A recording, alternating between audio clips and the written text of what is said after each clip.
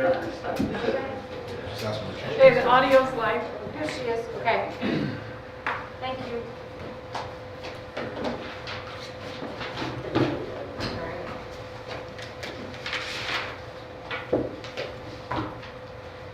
All right, we will call to order this regular session meeting of the Park City School Board on February 15th at 4 o'clock. We do Pledge of Allegiance. I pledge allegiance to the flag of the United States of America and to the republic for which it stands, one nation, under God, indivisible, with liberty and justice for all. We will move to the consent agenda. Can I please get a motion to approve the consent agenda that includes regular session minutes of January 18th, closed session minutes of January 18th, work session minutes of January 26th, emergency meeting minutes of January 14th, accounts payable registers of January 11th, 13th, 14th, 20th, 21st, 26th, February 1st, 2nd, 4th, 10th, and 11th of 2022. Course proposals, personnel information, and January expenses and revenues. I make a motion to approve the consent agenda as read. Second. Perfect. Any discussion? No. All right. All in favor? Aye. Perfect. We will move on to our employee group reports. Mary, Ms. Morgan, would you like to join us? Again, the need for reading glasses. Okay, good evening. PCA would like to extend a sincere and heartfelt thanks to Dr. Gilday, Dr. Sorensen, Dr. Hunt, as well as the Park City School Board for the amazing Friday afternoon flex time on Friday, February 4th. It was well needed and very appreciated. Additional flex time has been scheduled for the afternoons of March 27th, April 22nd, and May 27th, along with no meeting weeks during the weeks of March 14th to 18th and May 27th to June 3rd. In our most recent leadership meeting with district administration, March 11th, April 18th, and May 27th were also discussed as possible work days for teachers without students. We will seek clarification on those days since parents and teachers need time to plan ahead. Time has been the #1 issue for teachers. They need time to plan lessons, grade, attend meetings, evaluate, and assess students through both district and state-directed testing. They also need time for themselves to support mental and emotional well-being, and we are thankful for a board and a district administration that values that time for teachers. Along with those calendar items, we were able to add Yom Kippur onto next year's calendar and future calendars by having teachers come back one day earlier to make up that day for the next school year without impacting the student calendar. Especially in light of recent events, PCA would like to state that we support our Jewish community as well as all communities and believe it is high time that we acknowledge this Jewish holiday on our calendar. As an association, we strongly condemn the anti-Semitic and racist symbols and language found in the classroom of one of our teachers. Employees and students deserve a learning environment free of hate speech and racist language. That incident and other documented cases of anti-Semitic and racist language at school sites is unacceptable. PCA is an organization comprised of excellent educators, and while we are angry and saddened by the treatment of some of our teachers and students, we look forward to working with the district and the school board to comprehensively address these problems in our community through short and long-term education, training, and learning for students, faculty, and administration.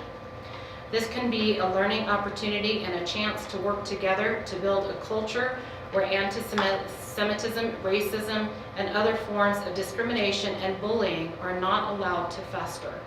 We appreciate the students, teachers, administrators, and parents who have already begun exploring solutions, and PCA will continue to work with the district on further solutions. PCA continues to keep an eye on legislative bills that affect our teachers and keep them informed.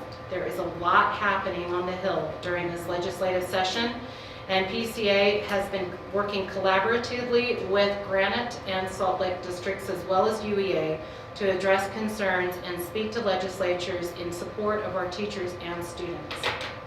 Last but not least, although the GEARS grant money is depleted, ESSER 3 money has been allocated to continue to cover COVID leave for teachers where needed. Again, thank you for working collaboratively with PCA, and we look forward to more conversations that produce solutions. Thank you. Thank you. What's the latest on the crazy legislation against teachers? So the one that we're the most concerned about is the vouchers, which will affect us as a whole district. The feeling from that I got from legislatures that I talked to last Friday on Educator on the Day on the Hill is that I believe that went to committee today or yesterday. It did today. It did today. It passed out of committee 6 to Yeah. 5 votes. Yeah, it's so one vote. it's really close, I think, to being passed, which is something that we have been actively trying to Yeah. lobby against, obviously. What about the teacher curriculum, with the pre-approval of the curriculum? That one, we were under the impression from legislatures that we talked to last Friday that that bill possibly would not go forward. Yes, so it's the House Bill 234. Right. It's being held in committee at this time. So we'll keep an eye on that one as well. How big is the vouchers in terms of the head? The vouchers is what, about $38 million statewide. And it would also be a voucher of 2 times the WPU. So, Maybe we can pay for that whole thing, Park City. Just Yeah. redistribute more of it. I got More of our another tax. bill for you. Yeah, yeah. That one's about to happen, so. well, the main Senate Bill concern, 197. Yeah. the main concern is obviously the money aspect, but also the fact that the parents have to waive their rights for IDEA. But we as a district are still responsible for those students. Yeah. So that's a huge concern. And also that it's not really targeting our low-income families because there aren't very many public or private schools that cost only $8,000 a year. So it's not really Probably targeting zero. the correct one. So, yeah, anyway, Yeah. that's all I know for We now. continue to fight, in spite of, it's crazy. I will say that Senator Winterton that I spoke to was very interested in hearing from the community, from the teachers, from the board, and he was open to at least hearing from us. That doesn't mean that it's going to go anywhere, but at least he was open to it. Awesome, thanks. You bet. Thank you. Get something out. Dr. Hunt, do you want to join us, please? Sure. I'm going to take this off so that I can be heard. We get to this time of day and our voices are kind of done. February is a great time to be able to highlight some of the efforts we make in our district to ensure that our students are prepared for the future. And in PCSD, we focus on college and career readiness. That begins with our robust academic program and includes a number of opportunities for our students to develop their personal interests. In my report tonight, I want to highlight those efforts, kindergarten through high school graduation, to help our students experience real-world learning experience opportunities that help them develop and understand how to design their future. This year we implemented a new program I've talked about before. In each of our elementary schools, our program is called Reach Your Summit Fridays. In the Reach Your Summit Fridays, which were designed by some of our educators and some of our administrators, elementary students have an opportunity to participate 4 times a year in some unique enrichment opportunities. Those opportunities help them to begin to explore what do they want to do when they grow up, what are their strengths and their interests. And it gives them an opportunity to start thinking about what do they want to choose to study when they are in middle school and in junior high and high school. Those Reach Your Summit Fridays have been really successful, and I'm particularly grateful to our community partners. We have a number of community groups that have been in our schools conducting activities with our students during those Fridays. We're fortunate to live in a community that values children and that has a cadre of adults who are ready and willing to give up their time to come and provide those real-world learning experiences for our students. I'm also grateful to our school specialists. We don't talk about them a lot, but the instrumental work they do ensures that day in and day out our students get academic growth opportunities, but also opportunities to explore their social and emotional skills. As students move from the elementary school into our secondary system, they're able to participate in a number of courses that are designed to help them explore their interests and move closer to understanding what they want to study in college or choose for their career. Additionally, our school counselors conduct a yearly college and career, or CCR, readiness meeting with every student, with their parent and their guardian. This helps them determine what courses do they want to take in the secondary program that will help them meet their objectives and their interests. Our counselors report that students who are new to Park City School District or that don't have an older sibling are constantly and pleasantly surprised by the number of courses that we have available for our students to explore their individual interests. Programs such as our Career and Technical Education, or CTE, our Concurrent Enrollment, PCCAPS, and our Internship and Work Study programs are available to all students in Park City School District. Our CTE program has 9 clusters. We can consistently build it. We have an Architecture and Construction cluster. We have an Arts, Audiovisual Technology cluster, Business, Finance, and Marketing, Computer Science and Information Technology, Education, Engineering and Technology, Health Science, Hospitality and Tourism, and Human Services. So as you can see, there are lots of robust opportunities for our students to be thinking about what area they may choose for a career in the future. Within each of those clusters, there's a pathway of courses, and we try to have 3 courses that ultimately build upon one another and lead to a certification that's an industry certification. So you may have heard from time to time our students talking about becoming Adobe certified or becoming Google Digitally certified. We have emergency medical technician and CNA, or certified nursing assistant. So really we're creating opportunities for our students to have some of those additional certifications as they leave our program. Not only do we offer robust CTE programming, but Park City High School has a number of college credit-bearing courses. This is important because our students can earn college credit up to 35 credits or an associate's degree at Utah Valley University. That's invaluable for students who want to remain in Utah and continue their college experience, especially those who may not or who would struggle to afford college otherwise. Park City High School offers a one-of-the-kind program, which I'm sure you're all aware of. It's our Park City Center for Advanced Professional Studies, or PCCAPS. In our PCCAPS program, which is an elective for 11th and 12th graders, our students develop success skills, and they do that by working on real-world projects for companies and organizations. I want to take a minute. I've invited Lindsay Huntsman here to be here tonight. I just wanted to express some appreciation to Lindsay as our CTE coordinator. Sometimes people who do a lot of hard work don't get enough recognition, but Lindsay's real-world learning and her emphasis on an abundance of opportunities for students, all students in Park City, is much appreciated. She works closely with her staff and with our community and business partners to ensure that our students have opportunities to participate in authentic learning. It's important to note, as we continue to implement the PCSD master plan and move forward with the integration of 9th grade at the high school, we'll continue to create a focus on supporting students to design learning pathways. This will include a variety of learning options, as well as a variety of mechanisms for learning. So as we expand toward a more personalized learning environment and create a continuum of services for students and families, we're confident that we will continue to prepare students for college and career, helping them reach the summit and be prepared for any possibility. Any questions? Awesome. Thank you. All right. Thanks, Dr. Brown. Mr. Salmon?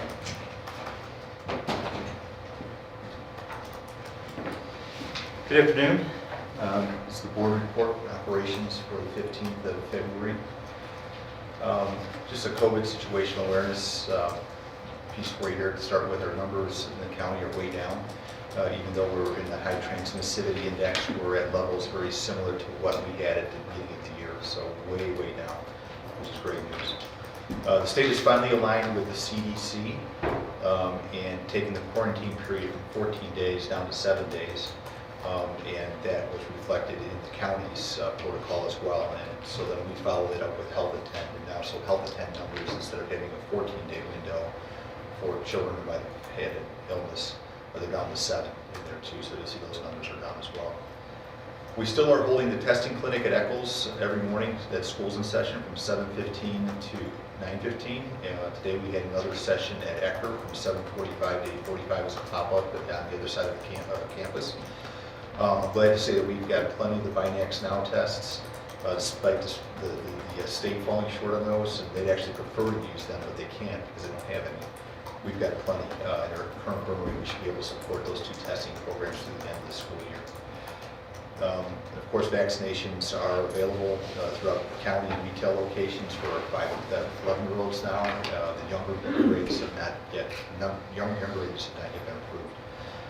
PCR tests, now that the county's gotten out of the rapid test business, or the state's gotten out of the rapid test business, are available through the county in Park City, Camas, Colville locations at the health department. Buildings and grounds, we're continuing to work on the flood recovery and transportation. We've got water restored there. We'll have the wash racks back up by Wednesday, so our buses won't look so grody. Folks have been out there shooting them with the power washers, trying to clean them up. And then we'll have sheetrock starting to go in right after that. The DO basement build out here at the district office is essentially complete. Furniture is going to be delivered tomorrow, and they'll be August to be ready for occupancy. We've got 7 spaces out there, along with a little mini boardroom that we'll be able to use. At the high school, we got 4 electronic charging vehicle stations that have just gone into service. They'll go into service tomorrow. They were installed this week. The FY23 capital budget is now complete. Waiting on our allocation from Todd, how much money we'll actually have, and we'll start the prioritization process once we get that notification. We're starting to pour the concrete pads to support the alternative generators that are going to be backup power supply for the district office now server rooms that are going to be located here because of the construction. You probably have heard about the FEMA report on construction built in K through 12 throughout the state. The Federal Emergency Management Agency commissioned a study, looked at all the schools K through 12 throughout the state, and looking for unreinforced masonry, buildings that are more likely to crumble in the event that there's an earthquake. And almost all the counties, 23 of the 29 counties had URM type buildings. We're glad to say we don't have any of those here in Park City School District. There is a lower category of risk called rapid visual scan, where they go out and just basically do a drive-by of the facility, notice construction, its age, and make an assessment. Under that scenario, we've got 3 of our schools, McPolin, Harley's, and a portion of the high school that are considered in a much lower risk category, RBSM, they call it, less than 2. And what that means is you take 10, you raise it to 2, that's 100. So we got a 1 in 100 chance of those buildings failing in the event that we have a catastrophic earthquake of 7 or greater in the valley. So relatively low risk, but we're going to have Todd's commissioning a study to have an engineering firm to come take a look at what the shortfalls are, if there are any, and then what's going to cost to update those facilities to get them up into the higher, lowest risk category. I'm glad to say our master facility plan progress continues in a timely and orderly fashion. We're making great progress. Dave is with us tonight from MOCA to give you an update on that. And we're thankful for the weather giving us a bit of a break the last month and allowing us to get a lot of stuff done that normally we wouldn't be able to this time. I think you're the only one that feels that way. Yes, and I do. That's Trust me. Transportation, we're still at a manning a critical level. We've worked with human resources to carve out some money that wasn't used to identify that for higher wages for our substitute drivers, hoping to attract more of those in to do the kind of one-off type of stuff that we need help with. We've also have some additional dollars that we're asking for funding for next year for the budget. We'll see where that falls in the prioritization process to help with that as well. We've been keeping most things covered. Again, the weather's been helping us out with that. We've had one after-school program tonight that we couldn't support with transportation, and maybe one tomorrow if we can't get a sub. That's because people call and sick on us. But by and large, we're doing okay on that. We probably remember last month we went out for an RFP for a UV and air filtration systems for our buses. That contract was awarded. Those should be in place in our buses here within the next month. And once they are, and as the numbers keep coming down, then we can start opening the buses back up to additional space available transit. The new transportation operational manual that Rich has been working on with some of the drivers is at the committee level with some drivers, and it's under review right now. We're kind of taking a slower process with that, trying to get more support from the drivers that they feel it's their document and accurately reflects what they're doing. And so we're taking our time on that. Child nutrition services, John says that we're kind of status quo there. We still got a couple openings, one at Treasure, one at Ecker. Staff's working overtime to shore up those shortfalls. Meal counts have been high all year with a little dip in January here because of the, we had a lot of absences due to the Omicron, but it's bounced right back. Still being haunted by the supply chain issues where we're having to make substitutions, never quite know what you're going to get coming in the door. But he says despite all those challenges, staff morale remains high, and they're getting they feel a high quality product out to our students. Human Resources is working through a number of challenges. So we're looking, Shed's coordinating interviews for the Chief Academic Officer position. We're seeing declining COVID absences amongst our staff as Omicron wraps down, which is greatly welcome. Our substitute fill rate seems to be increasing slightly right now. We did have a minor OSHA issue centering on the transportation department where because of the flood, our bathroom there didn't have locking doors on it, and someone complained on it. We did have an alternate bathroom location. We did have porta potties, but despite that complaint not having legs, we're working through that issue right now at the transportation department. And we're going to continue discussions on how to reduce the stress for our support staff and our teachers during this challenging time, and some of those things will be considered tonight later with the board. From a security perspective, based upon the output from the staff survey that we did last month, I've contacted a couple vendors to inquire about hosting our manuals digitally, our emergency manuals, and give us an advanced notification system, as well as some physical training for people who choose to have a personal defense in an active shooter scenario. So I'm talking to both those vendors now about putting those things in place for either this spring or next fall. And that's all I have for you tonight, unless you have questions. I'm just curious how the testing's going at Ecker.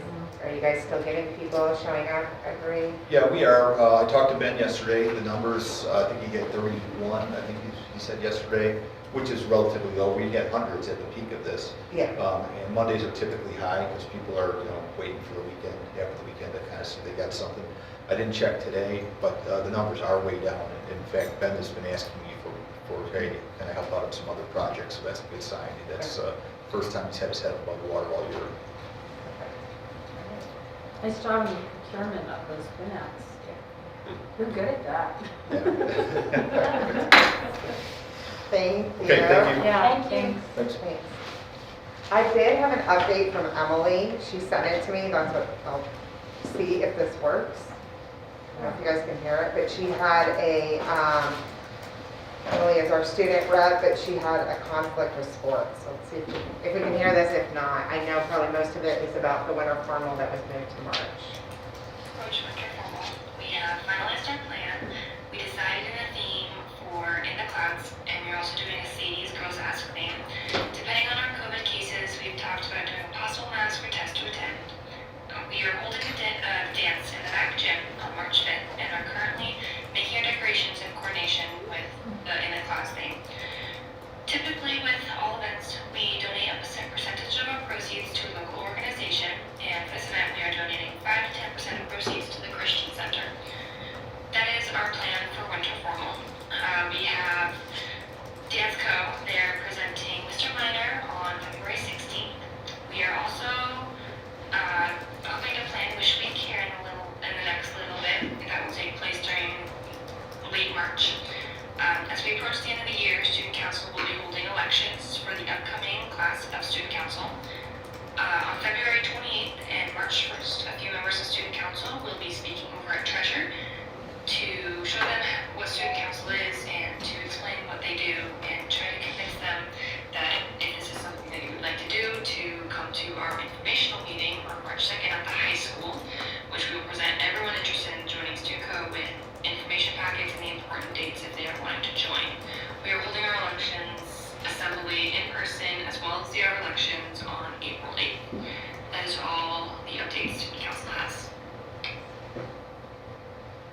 Thank you. She's so clever. I know, I was like, oh, that. Superintendent, would you like to? Absolutely. So I was born on Martin Luther King Jr.'s birthday, although after his lifetime. But I still enjoy his words, his actions, the history that he shared. And as an English teacher, I often use a letter from Birmingham jail or different speeches that he has offered through the years as moments to think and reflect. So a quote that resonates with me is, all life is interrelated. All people are caught in an inescapable network of mutuality, tied in a single garment of destiny. Whatever affects one directly affects all indirectly.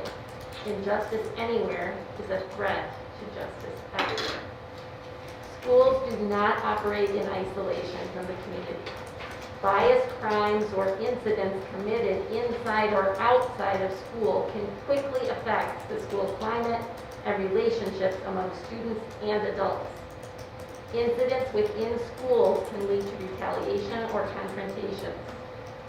Schools do cooperate with and create community-wide coalitions of law enforcement, social service, civic, religious, governmental, and education agencies to coordinate prevention efforts and responses to hate crimes as we take any incident with the utmost seriousness and do conduct follow-up investigations aligned to policy.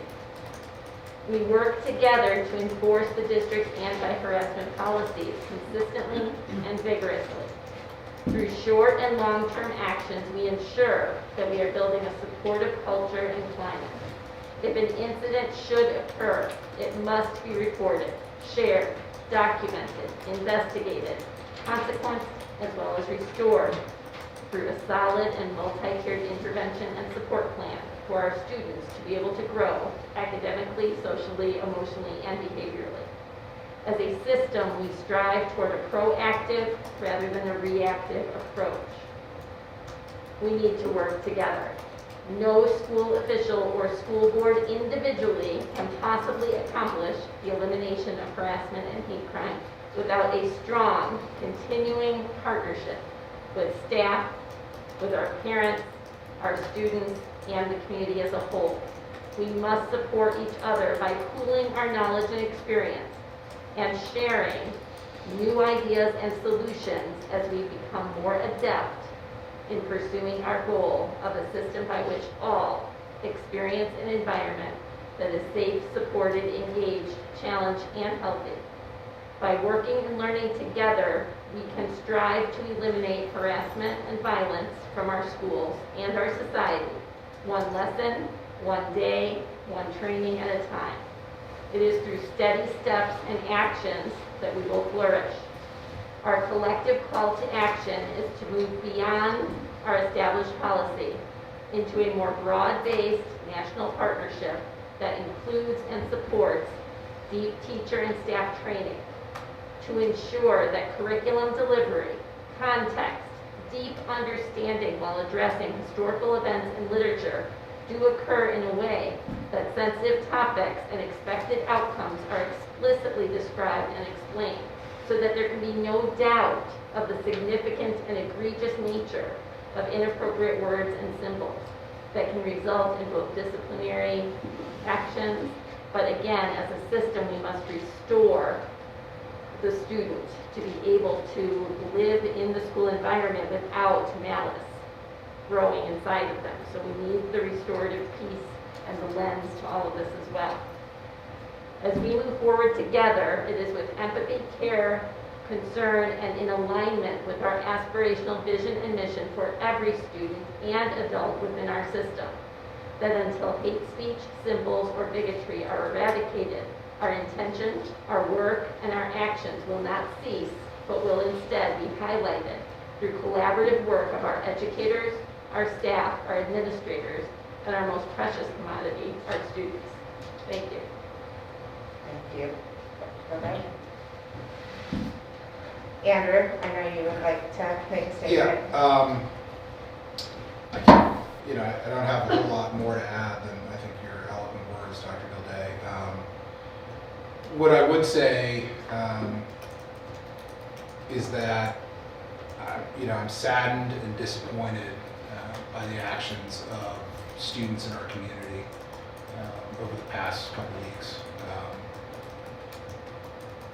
One of our teachers was, in my view, directly attacked by an anti-Semitic symbol, a swastika, in their classroom, and I think it's disgusting. I think it's a sign of ignorance. It's a sign of hate. We need to use it as a teaching moment. But I also think the reaction to it by the community, and specifically by our Jewish community, is inappropriate and in some cases just as ignorant and disappointing as the act itself. To clarify, I want everyone to know that 3 of our board members are Jewish, of our school board members are Jewish. That's something that you may not know. A 4th has 2 Jewish step parents. So depending on how you want to count it, 3 or 4 of the 5 of us are Jewish. It is, as a Jew, I've witnessed countless episodes of anti-Semitism my entire life. I'm not desensitized to it. It hurts every time I see it, especially when it happens in our school district and when it exposes my children and other children of this community to hatred and ignorance. But that said, you don't fight hate with hate. And a call to action that has been made in our community that has resulted in countless emails and social media posts spewing hatred is, in my mind, almost as bad or worse than the act itself. Calls for the superintendent to resign, calls for the president of the school board, who is Jewish, to resign because of complicit behavior and being bigots and racists and anti-Semites. It would be funny if it wasn't so tragic. It is, as a Jew, as a proud Jew, as someone who's openly Jewish, as someone who's a Zionist, my daughter is getting bat mitzvah in Israel in 2 years from now. I've been called a lot of things by being a Jew. I've never been called an anti-Semite by other Jews. I've never been called a bigot by other Jews. The idea that we sit here and don't care about equity for our students, that we don't care about racism or bigotry, is so far from the mark. And it's disappointing that the community feels that way about us. I'm not upset that people are angry. I'm angry too. Mr. Goldberg should be angry. All Jews in this community should be angry. All Latinos should be angry. All people of color should be angry. All white people should be angry. Right? Everyone should be upset. But we don't solve this by threats, that we've been put on notice, that we will feel the wrath of the Jewish community, that we will be sued. I would love to see that. I'd love to be sued for being Jewish. That's a new one to me, but I look forward to that. I would love to, the threats that are coming to us are pathetic and ignorant, just like the student who wrote a swastika in a classroom. And look, as a community, we're better than this. It is the most disappointed I've been in my own community ever. And Dr. Gilday, I apologize, not for the Jewish community of Park City, because I don't speak for them. I speak for myself as a Jew, and I say I'm sorry that people would act this way towards you. Aaron, I'm sorry that they've acted this way towards you. It's even more insane, given that you're Jewish, but no more insane than calling for your job because of a perceived lack of action. And look, we've released a statement from the board that's on all of our channels We will continue as a board to work with the superintendent and her admin team for, bias training, for restorative justice. They are a good administrative team. They take things like this seriously. It is, unfortunately, our community is not immune to racism, bigotry, just like every community in the United States and around the world. And maybe more shocking when it happens here because we're not used to it. But this is what we have to deal with as community members and parents. And to everyone out there listening, teach your children the lessons that hate does not fight hate. It just doesn't. It just creates more animosity. And it is not the way forward. And it's disappointing that people in our community believe it is. And we will work to fix this. It's a job that will never be done. And the teachers, the admin, the parents deserve better than to be accused of perpetuating systemic racism and systemic bigotry, which is what's being said to us. So, from the board, we care. We care on a personal level. We care for our children. We care for all of you. Please take a step back and realize that when you attack us, it is just as bad as the actions that have already happened. So that's it. And also, we are people. We are here, right? You want to talk to us. You want to complain. You want to talk about ideas that you have or things that we can do as a district. Call us. Talk to us. Meet with the superintendent. Don't send an email and assume that we're going to stop what we're doing, drop our day jobs, and come running to you and say, oh yes, we're terribly sorry, we're ready to help, like what can we do? Like we all are busy, Jill is an educator, she's busy educating our children. We all have real-time jobs. So, call us, let's have a coffee, let's meet, let's talk about different things. Jill's available too. Don't fire off emails, assume that we're a bunch of bigots and anti-Semites when we sit here and just donate literally thousands of hours of our time in the name of equity for our children. It is the most preposterous thing I have seen since living here.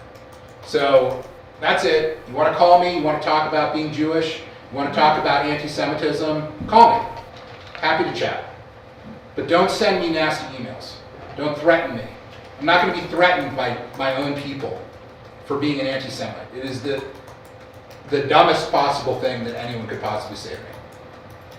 Thank you. Thank you, Andrew. Thank you for all of your support, and I'm sorry for you too. Sorry, Josh, for you too, that you're sitting here today. And, sorry, that transition, but we'll move to master facilities update.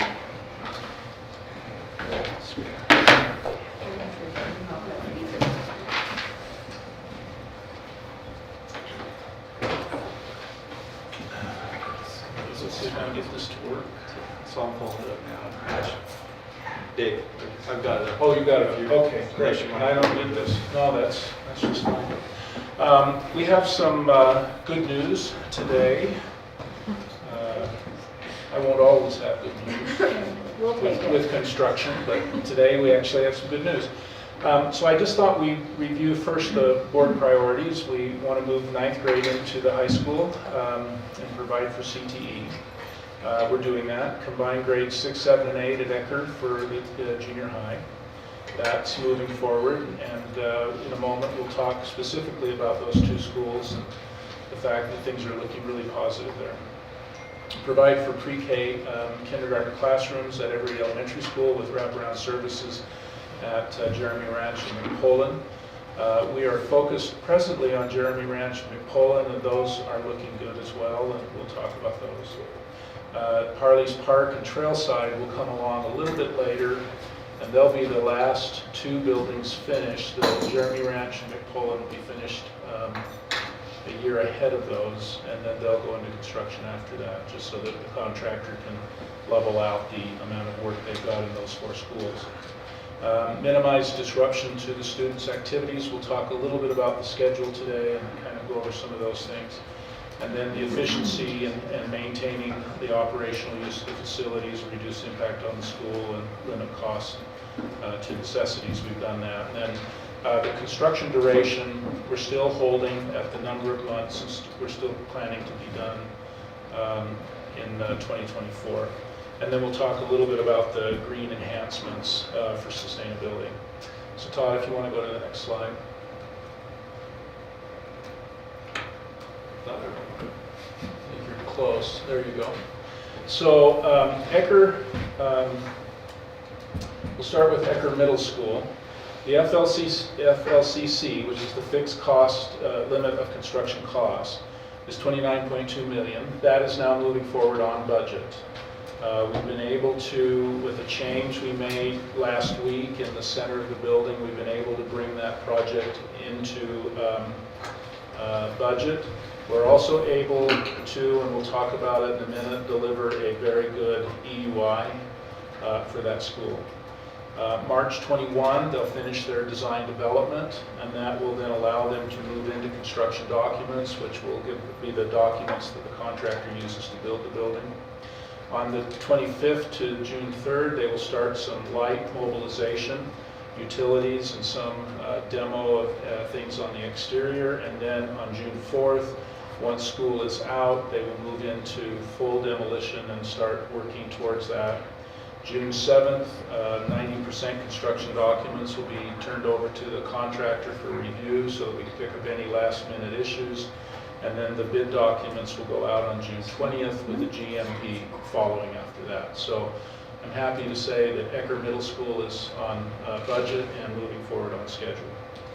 Park City High School, the fixed limit of construction cost is $50.3 million. And that is moving forward on budget as well. And again, we've been able to arrive at a very good EUI, much lower than what I thought we were going to arrive at. And you can see that the dates basically follow by 1 week the middle school. So on the 28th of March, we'll complete design development. They will be doing some demolition or mobilization on the 25th of April to June 3rd, and then starting June 4th, when school is out, they'll again start with utility work and some demolition.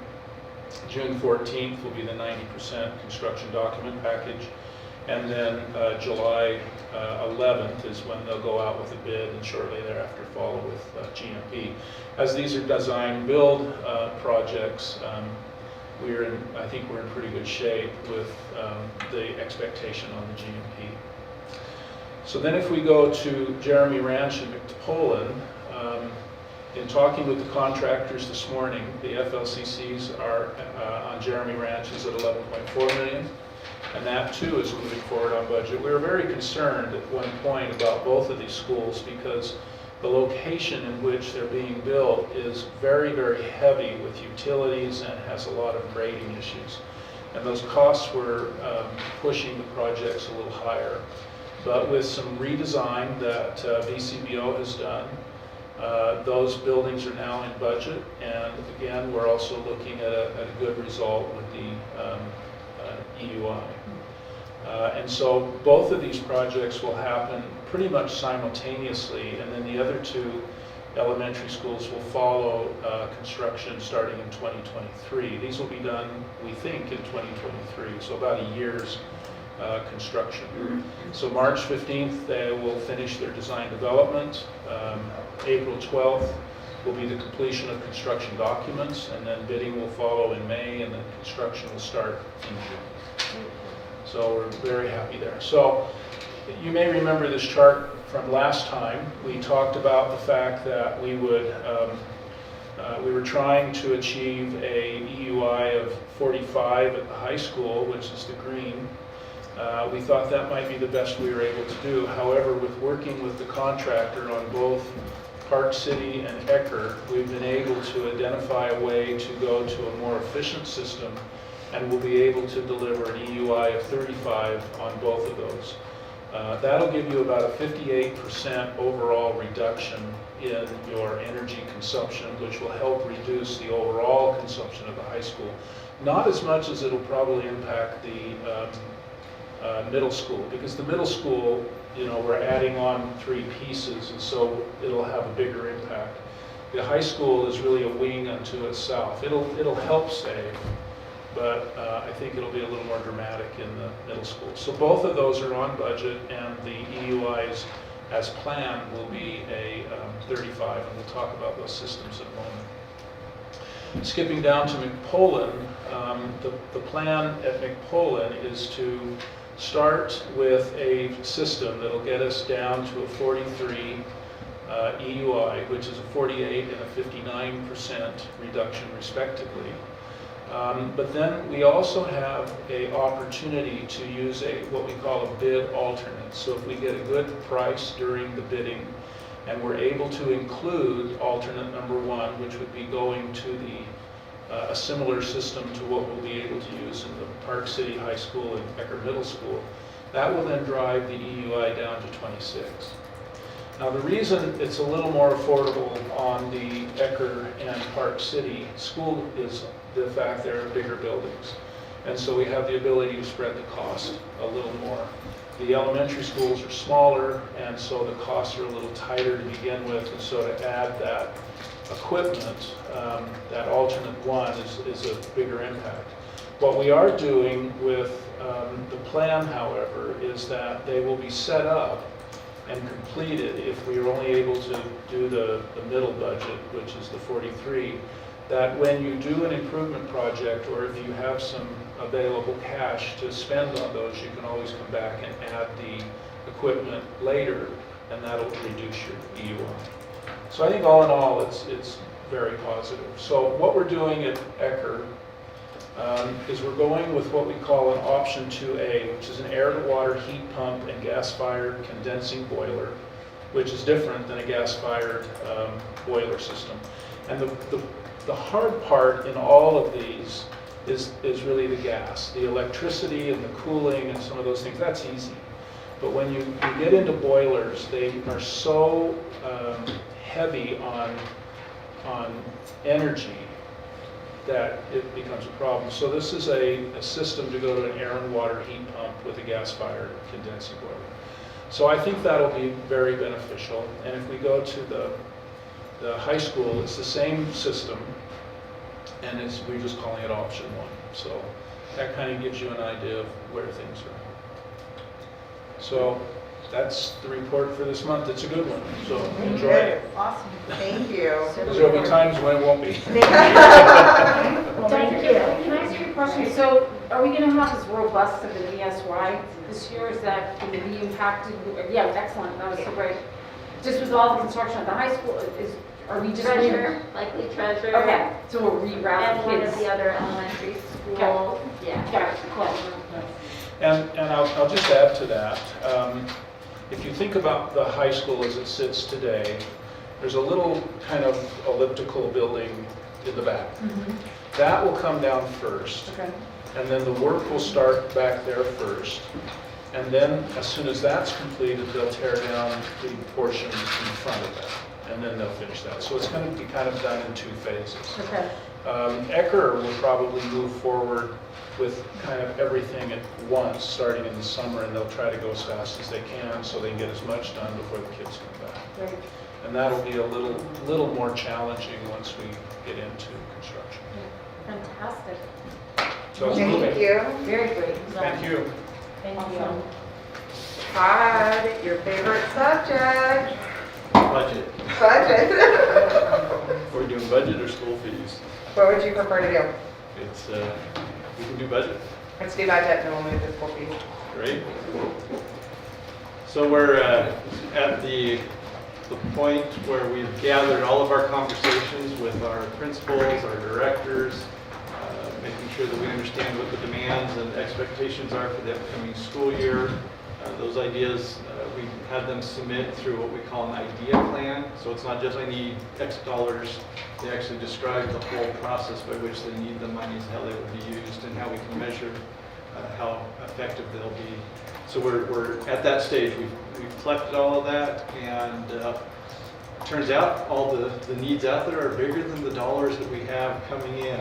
So we're not in an unusual place. This is usually where we are the first part of February is the needs are that are out there. We're also at the beginning of understanding what the legislature might be funding for public education, so we have some idea on the revenues. We also have some very early preliminary numbers on property taxes as those are collected and identified for the next calendar year. So those are the big nuts that we've got, how much money and what the expenses are. So on the money side, what we're seeing is we anticipate about $2.8, $2.9 million to be available to the school district. That comes primarily from the property tax. That's our biggest contributor. But this year, the legislature is also providing, it looks like, cross our fingers, we have 2 weeks to go, but it's looking like 5% on the value of the WPU. So those are both significant numbers to see moving forward.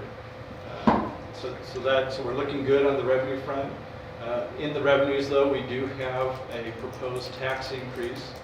This is the year 3 of a 4-year contract, and so we had contemplated in the out years of the contract, years 3 and 4, that we would go to our community and talk about a tax increase to support those compensation promises.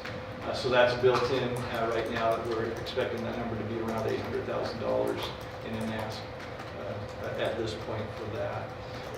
We have had very strong economic performance for the school district, and we can look to our reserves. General fund reserves, we have about $3.5 million above and beyond our 2 months operating our rainy day account.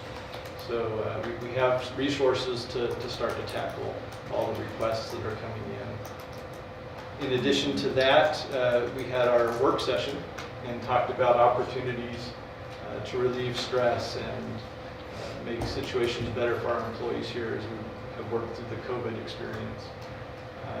As you recall, we went through a number of opportunities and options.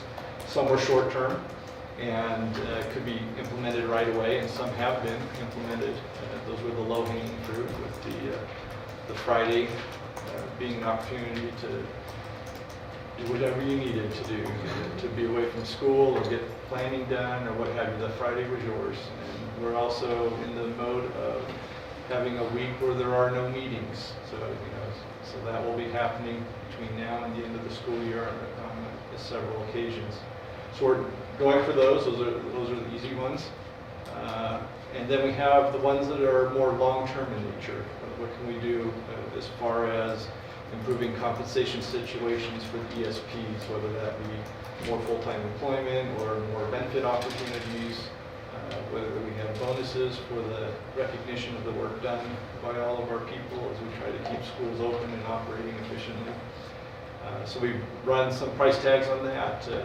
On those long-term ones, that's coming in around $3 million on all of the options that were talked about. So I think we'll have an opportunity to prioritize those and identify the ones that seem to make the most sense on a long-term basis, so that we're in a good position with our people. Another piece is in relation to what Dave Hart was talking about, and that's our master plan. He's rolling through the 6 projects, and as you recall, we've split the projects into 2 funding streams. Today we just sold our $79.2 million in bonds, so hooray, that's under our belt. We'll close March 15th on that, and so we'll be able to pay the bills that are coming in. So very, very favorable in the market for us, and so we're on target. Nonetheless, in the budgeting world, what that means is there will be a $5 million principal and interest payment that we make out annually. And bummer deal.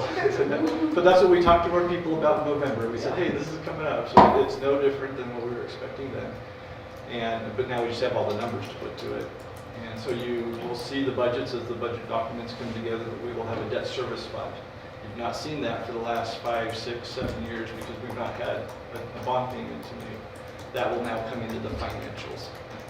So heads up, no shoppers here, but you will see a fund that has a pretty sizable payment on it, but has a tax levy that will go directly with that.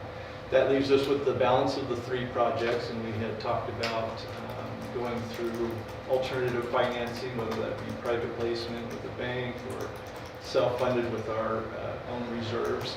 We're at that point where we need to pin that down because the projects are moving forward. It's time to start making payment on the design work and the contractors that will be starting this summer. So we'll want to make sure we have the right idea of what the dollar amount should be. How much of reserves are we going to commit to it? We need to pull together and finalize our private sector conversations to see what private dollars will be coming forward to help on the project. And then the balance will either be some sort of private placement. We can also do our local building authority, or we can go to an open market placement. So once I know the kind of the mix of what we're wanting to finance, I'll be able to work with Steve and we'll go into the marketplace and shop rates and terms to try and get the best one. And it may be that we come back and suggest that the building authority is the most cost-effective way to move forward. Or maybe there's a private placement that will do better. And we'll explore that and bring that to you for determination. Are we also engaging Zion's public finance in that conversation? So when we go through the private placement conversation, we'll invite several banks to respond to the terms. And basically we'll shop that and see what is in the best interest and what's the best situation for the district. But I'm sure Zion's public finance will be on that short list of banks to talk to. If there's others you want me to be aware of, Yeah, this is the time to let me know so that I Yeah, I can mean, look, I think they've been definitely helpful for us, Oh, to us in definitely. our planning yeah. purposes, and I think we should, obviously using Stiefel, but Reach out to them. reach out to them and engage them on different possibilities that they'd like to be involved in. Absolutely. Because they also have some charitable partners that are Mhm. interested in Good helping deal. fund, so Yep. let me know if you want me to help in that reconnecting. Yep, no, that's good. Yeah, they've reached out to me a couple of times now. They congratulate us on our bond. Yeah. And so, they know that there's more of our projects to be financed, and so they're touching base with us. I thank you for that referral. Thank Yeah. you for all of the work. Yeah. That AAA rating was awesome and getting all the Well, work that together. takes everybody, I know, but including the board you- being disciplined in its Yeah. financial decisions, so it's. But you've it's a definitely been team- doing all the team effort. legwork behind the Right. scenes, so I thank you. You're welcome. Thank It's, now, this is a good place to be. I mean, Yeah. we in looking at the market, I was trying to determine, how well did we do? Did we get a good deal today? Was today the right day to be in the market? And Matt brought back to me the statistics showing what the MMD AAA bond rating benchmark is for today, and we beat it by a basis point. So we're actually below the market benchmark for today's bonds that were sold.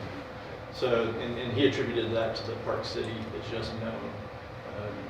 The bidder, even Citibank is the one who bought our bonds. The broker for them had been in Park City just last week. And just loved it. He said, I had to bid on this one because I was just there. Great. And so it's exciting. We're in a good place, and now we're ready to finance our projects. So that's kind of that's where we are today. There's no budget negotiations or anything of that nature in place. But we're at that point where prioritizing will now be the call of the day. Perfect.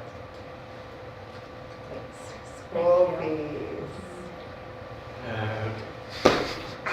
Switching. We're switching complete. Seriously. School fees are like toxic. I gotta keep The mother separate. If you heard all the discussions on House Bill 211, you know why I'm on two different machines.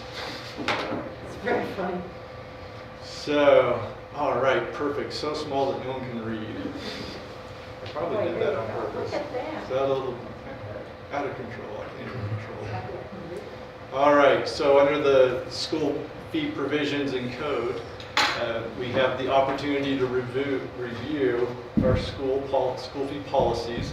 So we'll take a few minutes and I'll hit some of the highlights and let you ask any questions that you have there.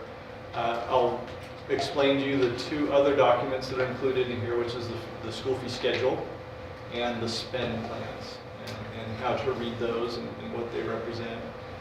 After that presentation, we're invited to allow members of the public to give us input, so that's noticed on the agenda. And we will do this twice. I won't review the policy twice. We'll talk about the fees twice, today and then at our March meeting. By code, we have to adopt the fees by April 1st, so the March 15th meeting will kind of be a combo input and then ultimate decision at that time. So, let me get to the point where I can actually read something. So the purpose of our school fees is to provide patrons the opportunity to participate in activities, but we want to make sure that the school fees are not a barrier to participation in those activities. So we're striking a balance with our policy to make sure that we're able to provide activities and opportunities of education in our schools here, but not restricting those who want to participate.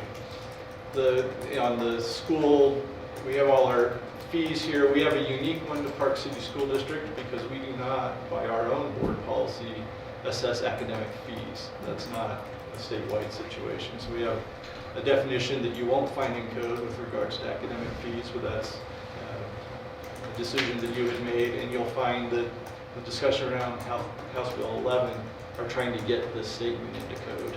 So we're definitely ahead of the curve. Oh, so they're going to make that statewide? They're trying really hard to get to that idea.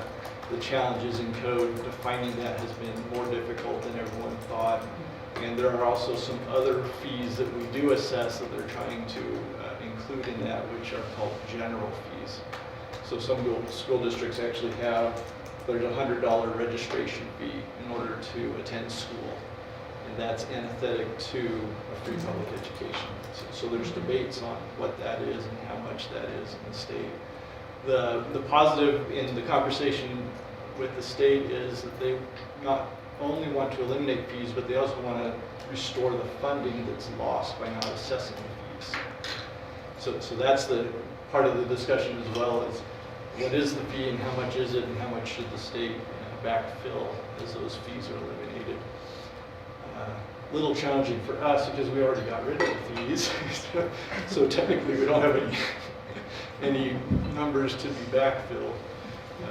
But interesting enough, I've got to go to a meeting tomorrow with the Speaker of the House to talk about the funding, and what they're looking at is the WPU distribution.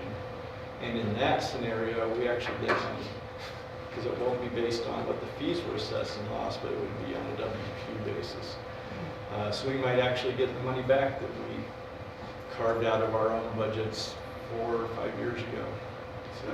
So sometimes it works out, but it'll come down to a funding formula, not so much the statute itself. It's an interesting world that we're in right now. But the idea is that public education should be free. And that's designed in the Constitution that way. And Amazing that's... Still being trusted. Yeah.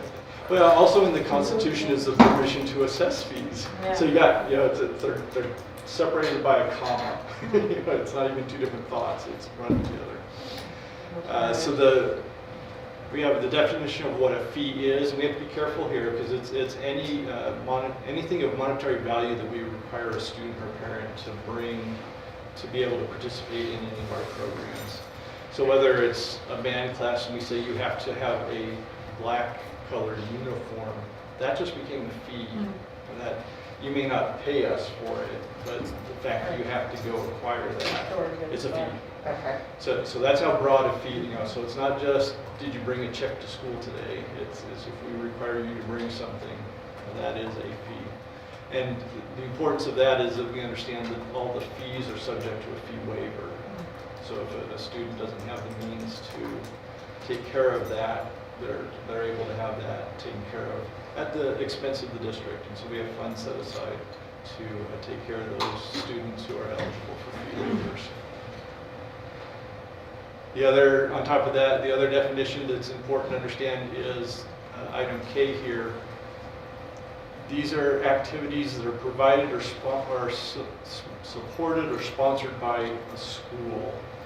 And so we do have some clubs that are non-curricular clubs. They're not created by us. They're actually allowed to come onto our campus by statute. That's not us. But if we are the ones sponsoring it, we're providing the supervision, we're providing the supports, it becomes a school-sponsored activity. Then if we ask someone to bring money to the table, it's a fee. So there's the nexus is, we've sponsored it, or we're running it as a district, and we're assessing some cost to participate. So those are probably the two biggest definitions that we have running there. Under the general provisions, no fee can be assessed unless it's approved by the board. And so after March 15th, if someone says, oh, I just remembered I wanted to charge $5 for something, not going to happen. The window is closed. There are provisions to reopen up school fees, so if you do think it's of importance to be able to do that, we can go through the statutory process to amend our fee schedule. But for the most part, when we're done next month, we'll be done. And those will be set for the next year.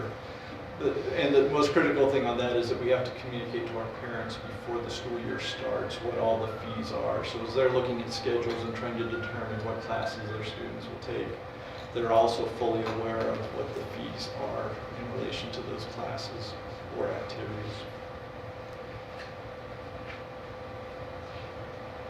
As you know, elementary schools for during the day cannot be assessed fees. And this includes supplies. Now, there is a provision in code that allows for voluntary provision of supplies. And if a teacher wants to put a note together saying, hey, it'd be great if you could bring some tissues or some pencils, we have to have this statement that's in the bold letters. So that has to be on the top of the document so the parents understand it's totally voluntary, not required, that the district will actually be furnishing these materials. So that's for during the school day. However, if there are after-school activities, that prohibition ends. So a fee can be assessed if you're going to do a field trip outside of the school day, or if you're doing after-school activities, a fee can be assessed to an elementary student. So that's different than the after-school, what if we're supporting it? Bus rides home, all of that, Yep. you can still do that. Yep, we can still do that. Still The assess a fee elementary. for that, for an elementary age student. But that's not true of the upper grades. What we were just looking at above that in K, the definition, provided, sponsored, or supported by a school. Yeah, so that recognizes that a fee can be in place because we're sponsoring it. Now, we are now responsible to address fee waivers. So it's Okay, not that so- you can't do the law says whether you can or can't do a fee. We're now saying we are doing a fee, and the fee is now subject to fee waiver because the school has sponsored Right. the So program. that's how you can bring it a That's, sponsor and waiver. yep, so Is so that if we the do assess a fee, definition? it's subject to waiver. Okay. That's the connection. So our secondary students is where most of the fee activity takes place, and a lot of our fees are now co-curricular, extracurricular based. We do have fees for dances and parking permits and things like that. You'll see that on the schedule. So those are all permissible fees, subject to waiver. So, since we are sponsoring it, we're assessing the fee as subject to Got it. waiver. On our code, we talk about the elements that have to be on the fee schedule. So I'll talk to this more, but I'll just show you the fee schedule. So these are the parts that we have to have on there, as well as what has to be on the spend plan. Once we have voted on the fee schedule, it then becomes our responsibility to publish that fee schedule to all of our parents. So it needs to be on our website. It needs to be included in the registration packets that are sent out. It should be on every school's website so a parent doesn't have to go find something on the district site. They can see it at their school. So that's what the requirements are under the publishing, and there are just a number of documents we have to make available to the parents. And the most important that is stressed with us is to make sure that parents understand that there is a fee waiver, where to get the application, and how to submit that application. And the next is to know that a fee waiver can be appealed. So if the determination is that you're not eligible for the waiver, that can be appealed, and it's appealed to the superintendent. So those are elements they want to make sure everybody understands. So that's the fee policy. Any additional questions on that? Let's take a second and take a look at our, I'm in the wrong place.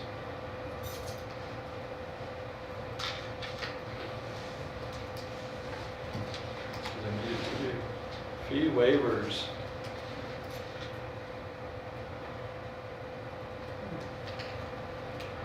So fee waivers are available to all students to apply for. Whether you're eligible is a different question. So we have our provisions on how students can apply for the waivers. At each school, there is an individual designated as the fee waiver administrator. They're the person that you talk to. So you don't talk to your coach, you don't talk to the teacher, you don't even talk to the principal.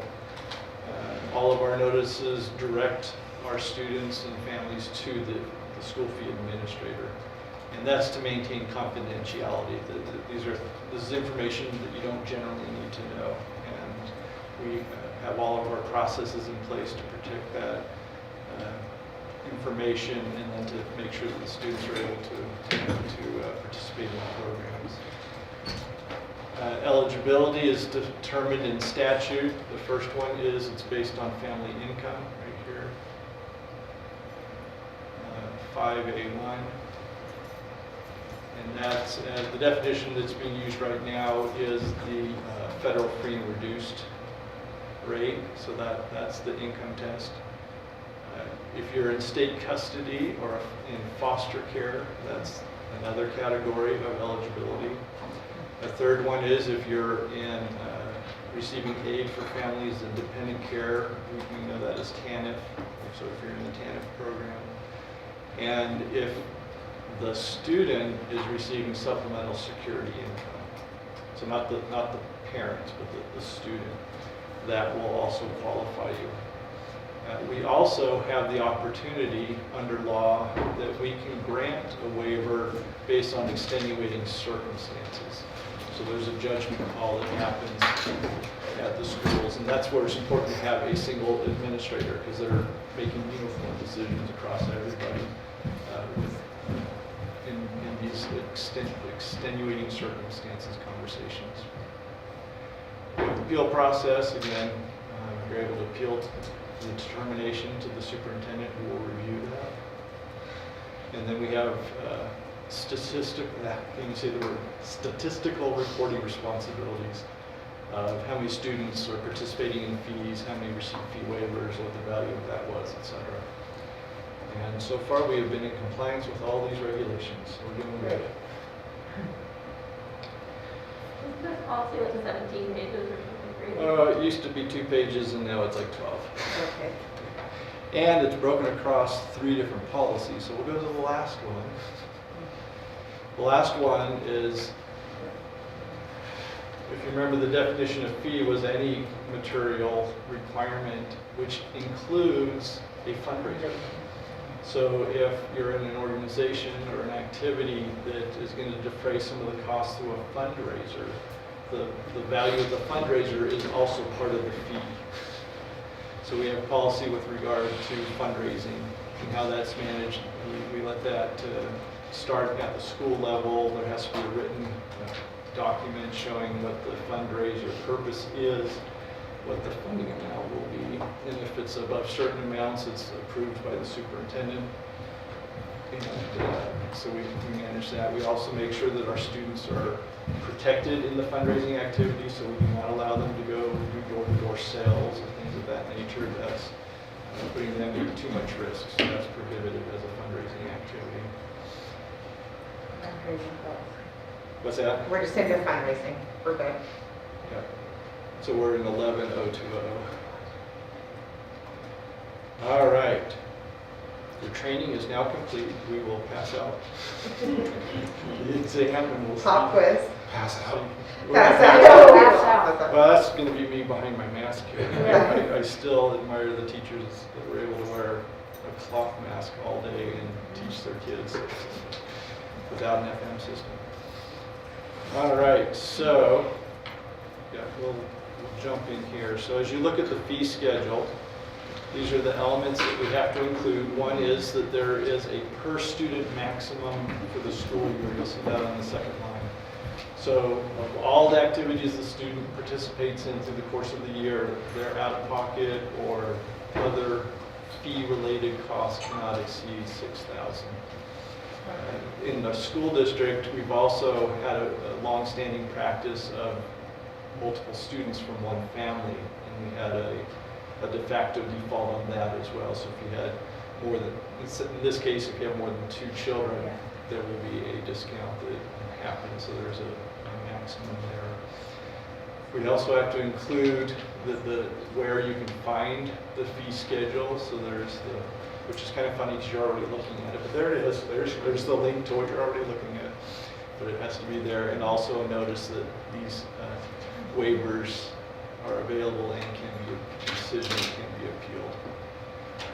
The code requires us to identify the fee and any of the elements of the fee. So you can see here, like on the choir, for the concert choir, you have the performance attire, you have festivals. And even though it's optional to participate, it's not optional to pay the fee. So if you decide to go to the festival, you have to pay. Right. So that just made it a fee. Even though the participation is optional for that student. And this is also a good example to see some of the categories. So our first column, and again, this is required to be reported to the parents. Your first column is the fee amount. So that's actually, you'll be paying that in a check or credit card or what have you. The group fundraiser, in this case there isn't one, but if there is a number there, that's not money you have to bring to the table. That just means that you will be doing something in the course of that activity to generate some money for the overall program. And that's what that value is on a student basis. And then you see the other costs, and that's where we talk about if you have to bring a musical instrument, or if you have to bring your attire. There's a value assigned to that. And then you come to your total fee. So that's the format. That's why we have so many columns. The first column is the one that is a cash, if you will, impact, and the others are not required in cash per se. So I'll leave you to see the schedules if you have questions on any of those. We have today, we also have the next 30 days until the next board meeting, and you can always get hold of me and ask questions, or if the public has questions, they can quickly give me a call and I can explain what's going on. Perfect. Included with that is a second document. It's called the spend plan. And this document is supposed to spell out in more detail what exactly that school fee is going to pay for. So I've just pulled up boys basketball as an example. So you can see that there is money for uniforms and equipment. There will be some travel involved. There are some other items. Usually other items includes if there's going to be an awards banquet at the end of the season, things of that nature. And in many of our programs, we have athletic trainers that we hire out of IHC to come and support our programs. Every fee that's on the schedule has its respective spend plan. So you can marry the two up and get as much information as you want with regards to what the fee is and what that fee is attempting to pay for. So with that, I'll stop Can I ask talking. one quick question? Please. Sorry. Please. When you hit, let's say you hit the aggregate of 6,000, what Yes. happens? Then it becomes a cost of the district. It's as Okay. though you just How many- got a fee okay. waiver. Do we have, does that happen very We often? have, as long as Like how that much money are required, we spending on that? for the last 2 years, because it's only been in place for Yeah. 2 years, Okay. haven't hit it, we haven't even gotten close. For one kid, okay, great, or for a family? Okay, Yeah, Yeah, there- the design. yeah, okay, We did that. great. Yeah, So we we're not- we we're put it not up high, spending because any money on there it. were some activities where students were going out of state. or they Yeah. wanted to do Yeah. more intensive summer camps. Yeah. Those are all fees and it's all Right, sponsored. right. So if you start paying Add attention to those up. that, they add up And pretty then you quick. have several. So we children tried to make it attending as well. reasonable. It was, hey, this is, it makes Okay. sense that if you're engaged in this would be appropriate. We're not going to gouge you. But, if it does go over the top, we, as a district, will take care of it from there. Okay. Because we don't want anyone to say, hey, I can't Yeah, participate. right, okay. Perfect, thank you. Okay, I will go into the public comment for school fees, and then if everybody's comfortable, I'm gonna switch straight to public comment and then circle back. That's good. Okay, so public comment, we have anybody here for public comment for school fees? The state board requires the Board of Education to review preliminary fee items and provide an opportunity for public comment. This is a public opportunity for feedback with no decisions to be made at this board meeting. Yeah, I guess so. Dr. Hunt? I'm happy with the fee. All right, perfect. Then I'm going to move on to public comment.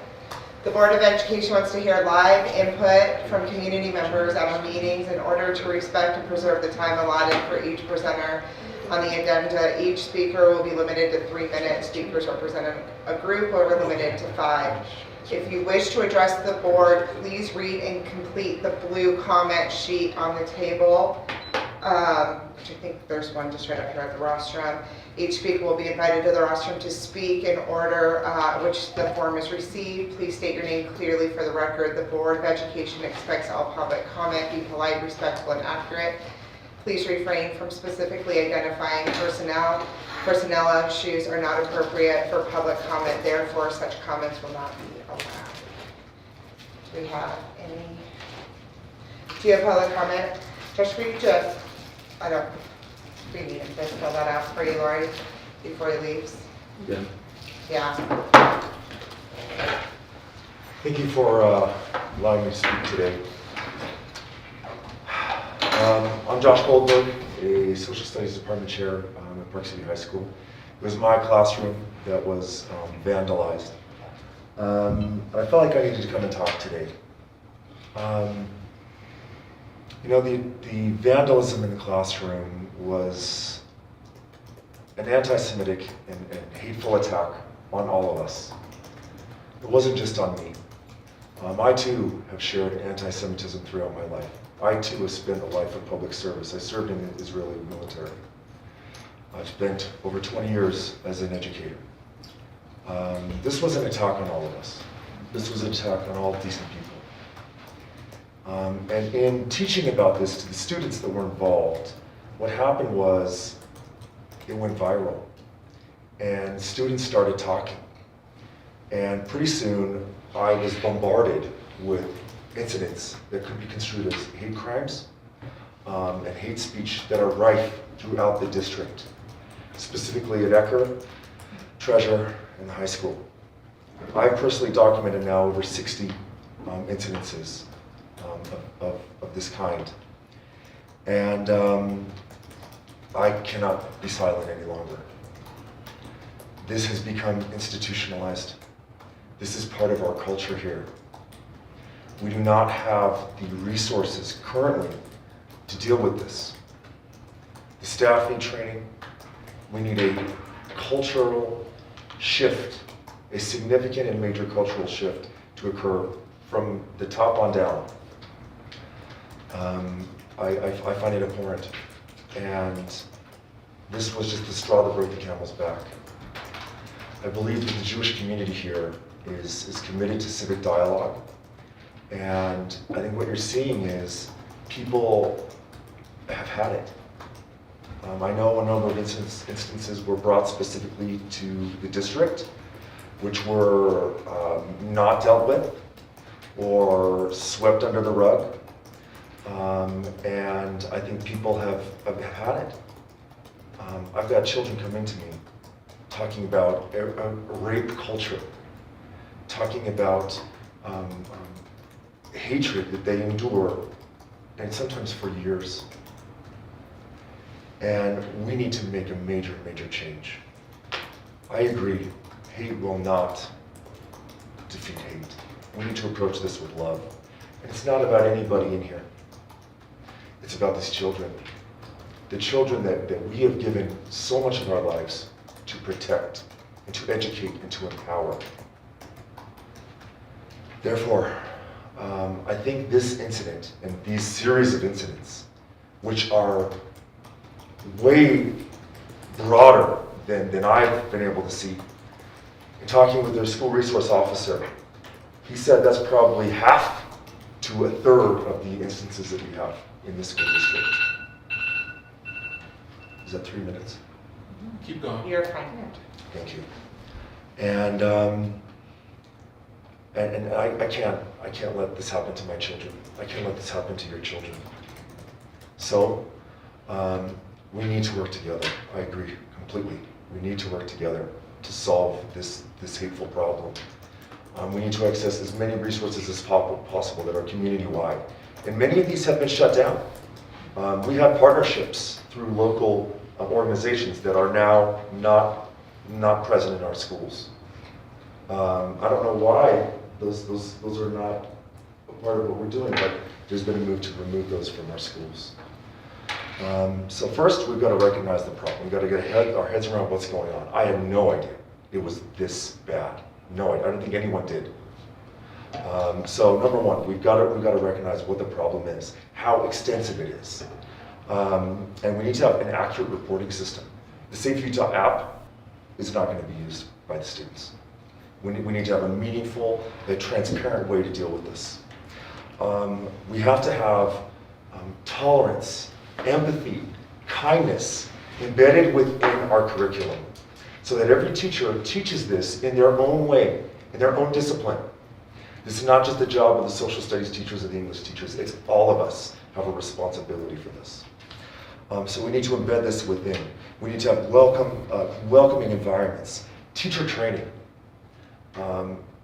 board training, administrator training. We all need to undergo this, so that we can engage with practical strategies to root out the evil that exists, not just in this district. People think this is a Park City problem. By no means. This is a statewide problem, and this is a nationwide problem. But I fully believe that we can tackle this in a meaningful way and lead the way in this state. We need to engage the students.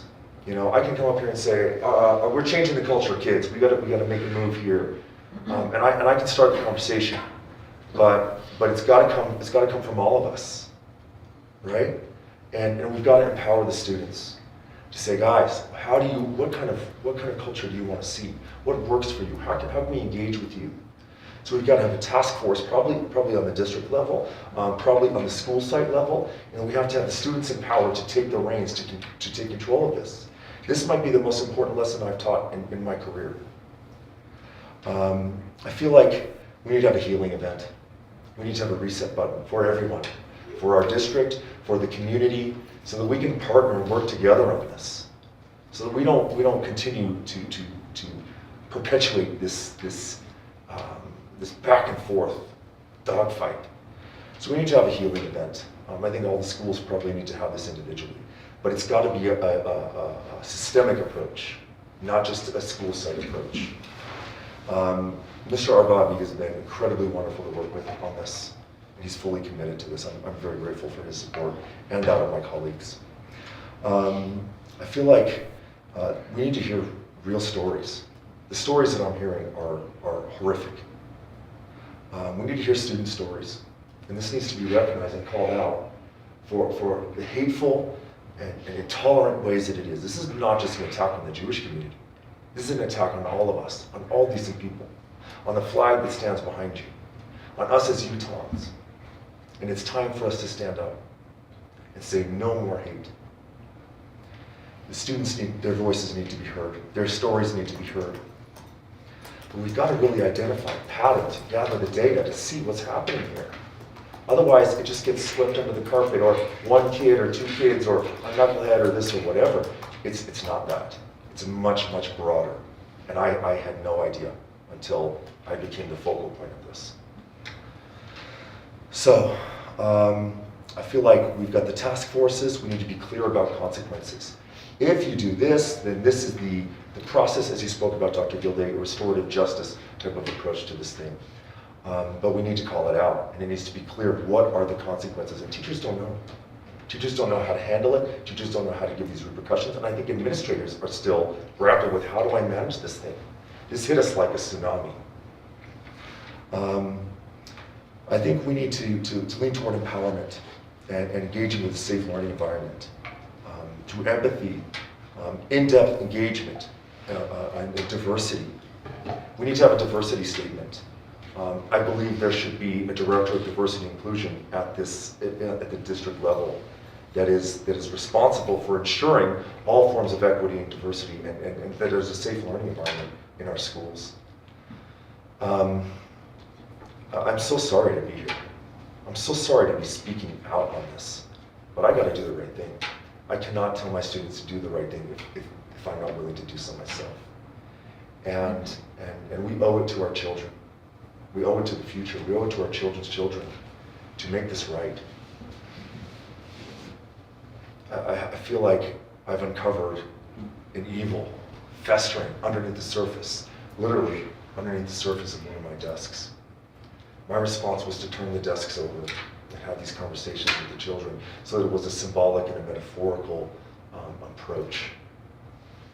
Not all teachers are comfortable doing this. And, quotes and words and speeches, they get us started, but we need meaningful action. Meaningful action that shows our children, that shows all of us what the right thing is. And I'm committed to following through with that action in partnership with my site principal, with all of you, with an open heart and an open mind. I believe that we can defeat this evil. Maybe not totally, Mr. Kaplan, but I sure as hell ain't going to stop until we do the best we possibly can. So I'm grateful for the time, and I'm committed to working with everyone. But let's turn down the hate. Let's turn down the heat, and let's approach this systemically, institutionally, from the district office to each of the school sites, to each of our classrooms and each of our departments, and empower these kids to create this culture of tolerance, empathy, caring, to be the world that we know it can be. Thank you. Thank you. I'd love to see the list of the 50 acts of hatred and violence that have happened in our district, even on a blacked out name basis. I don't care about the names of the individuals perpetrating it. I just want to see it.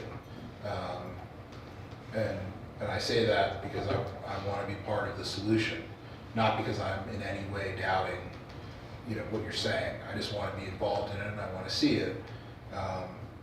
In some ways, if that's what comes from this, then it's a good thing that some idiot drew a swastika on a table, right?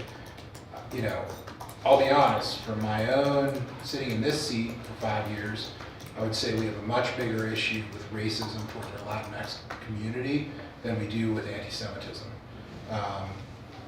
It's, the reality is that it's part of kind of the Jewish culture, because we've been dealing with anti-Semitism our whole lives, and then tend to be in positions where we can speak out, that it becomes publicly known, right? It's not the case with our Latinx community. They're not as fortunate as we are to be able to be in positions where we can speak out and criticize and take a stand and be leaders. And, let's not let that go unnoticed in this situation. And look, I admire you coming here. I think it's horrible what happened, but I think there's probably a positive outcome that can come. And it's also encouraging to hear you condemn the hatred that's coming back at us, right? I mean, think about how crazy it is that we have members of our community calling us anti-Semites when we're Jewish, right? And that is, that's just where we are today, right? And it's, it's disappointing. But we're here to help. We're open to all suggestions. I think you've made some good ones. And let's look at it, right? Let's work on partnering on this to teach the kids, because that's what we're all trying to do. Yes, sir. The list is a work in progress. I've not yet had much access to the Latino community or the LGBTQ community. Like I've said from the beginning, this is an attack on all of us. It's not just a Jewish issue.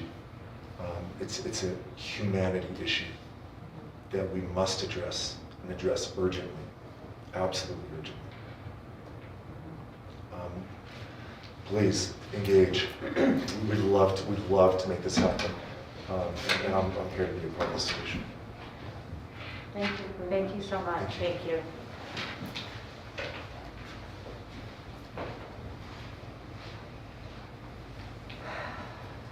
Again, kind of bad transition. Thank you, though. Actually, this is a good one coming up. This is a good one. It's pretty appropriate. Are we on the calendar? Yeah, Though? let's On talk the about that. calendar, and I think Dr. Gilday is going to lead our discussion on the calendar adjustments. All right, so I did want to provide just a little bit of context. Here in Park City, we're fortunate that we do have strong partnerships that support and bolster our students, our families, and our staff. However, we are not immune to global and national influence on our local community and economy. According to a recent K-12 Leader Plus survey published by All the Good Names Are Taken, folks. All the Good Names Are Taken. This group is called XAN, EDU, XAN. You can write XAN, you got it? Right? Their quote from this leadership survey is, "To say our nation's educators are facing challenging times is a vast understatement. Complexities around schooling during a global pandemic, coupled with shifting regulations, needs, and opportunities, make the state of 2022 a landmark moment. Together, our school and district administrators, employee groups, students and partners such as PCES and our Board of Education came together in a special work session on Wednesday, January 26th to brainstorm, problem solve, and prioritize both quick win and long-term solutions to pressing challenges, including workload, staffing, and overall well-being. These urgent issues parallel findings across national surveys and address climate and culture, employee recruitment and retention, and pandemic impacts such as absences on overall academic achievement. Our teams brainstormed and categorized ideas. Our Board of Education provided direction and priorities from the lists, and action plans are rapidly emerging. We will continue to hold our core vision and mission as central to decision making. Some priorities include allocating time for planning and preparation, time to connect with students, and time for educators and staff to attend to the overall health, well-being, and self-care at this time of incredible challenge. This time may be reallocated through no meeting weeks, which provides an additional 2 to 3 hours during that particular week for educators and staff.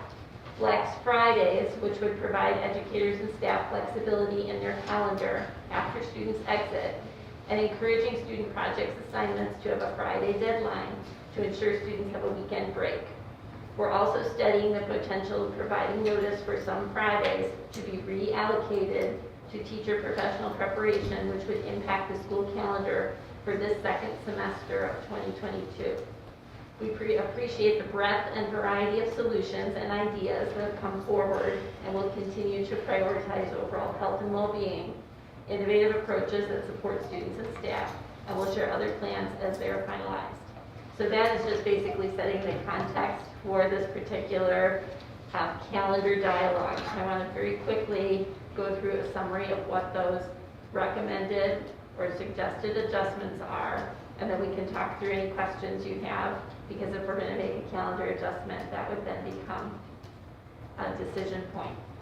So one of the things would be to have a preparation and planning day on March 11th. So that's a Friday.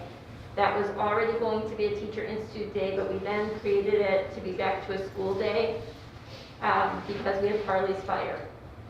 Now that we have House Bill 184, it permits this sort of adjustment where we can add 4 days for teacher professional planning. So we'd like to suggest that March 11th become a no student attendance day, but that teachers would be here on site to work on their planning and preparation activities. Then we would have this no meeting week, which does not affect the calendar at all. It's just an internal process. So any of the required federal IEP meetings, things like that would still happen, but things like a training or a faculty meeting would be not held that week. And that gives teachers times for grading, things like that.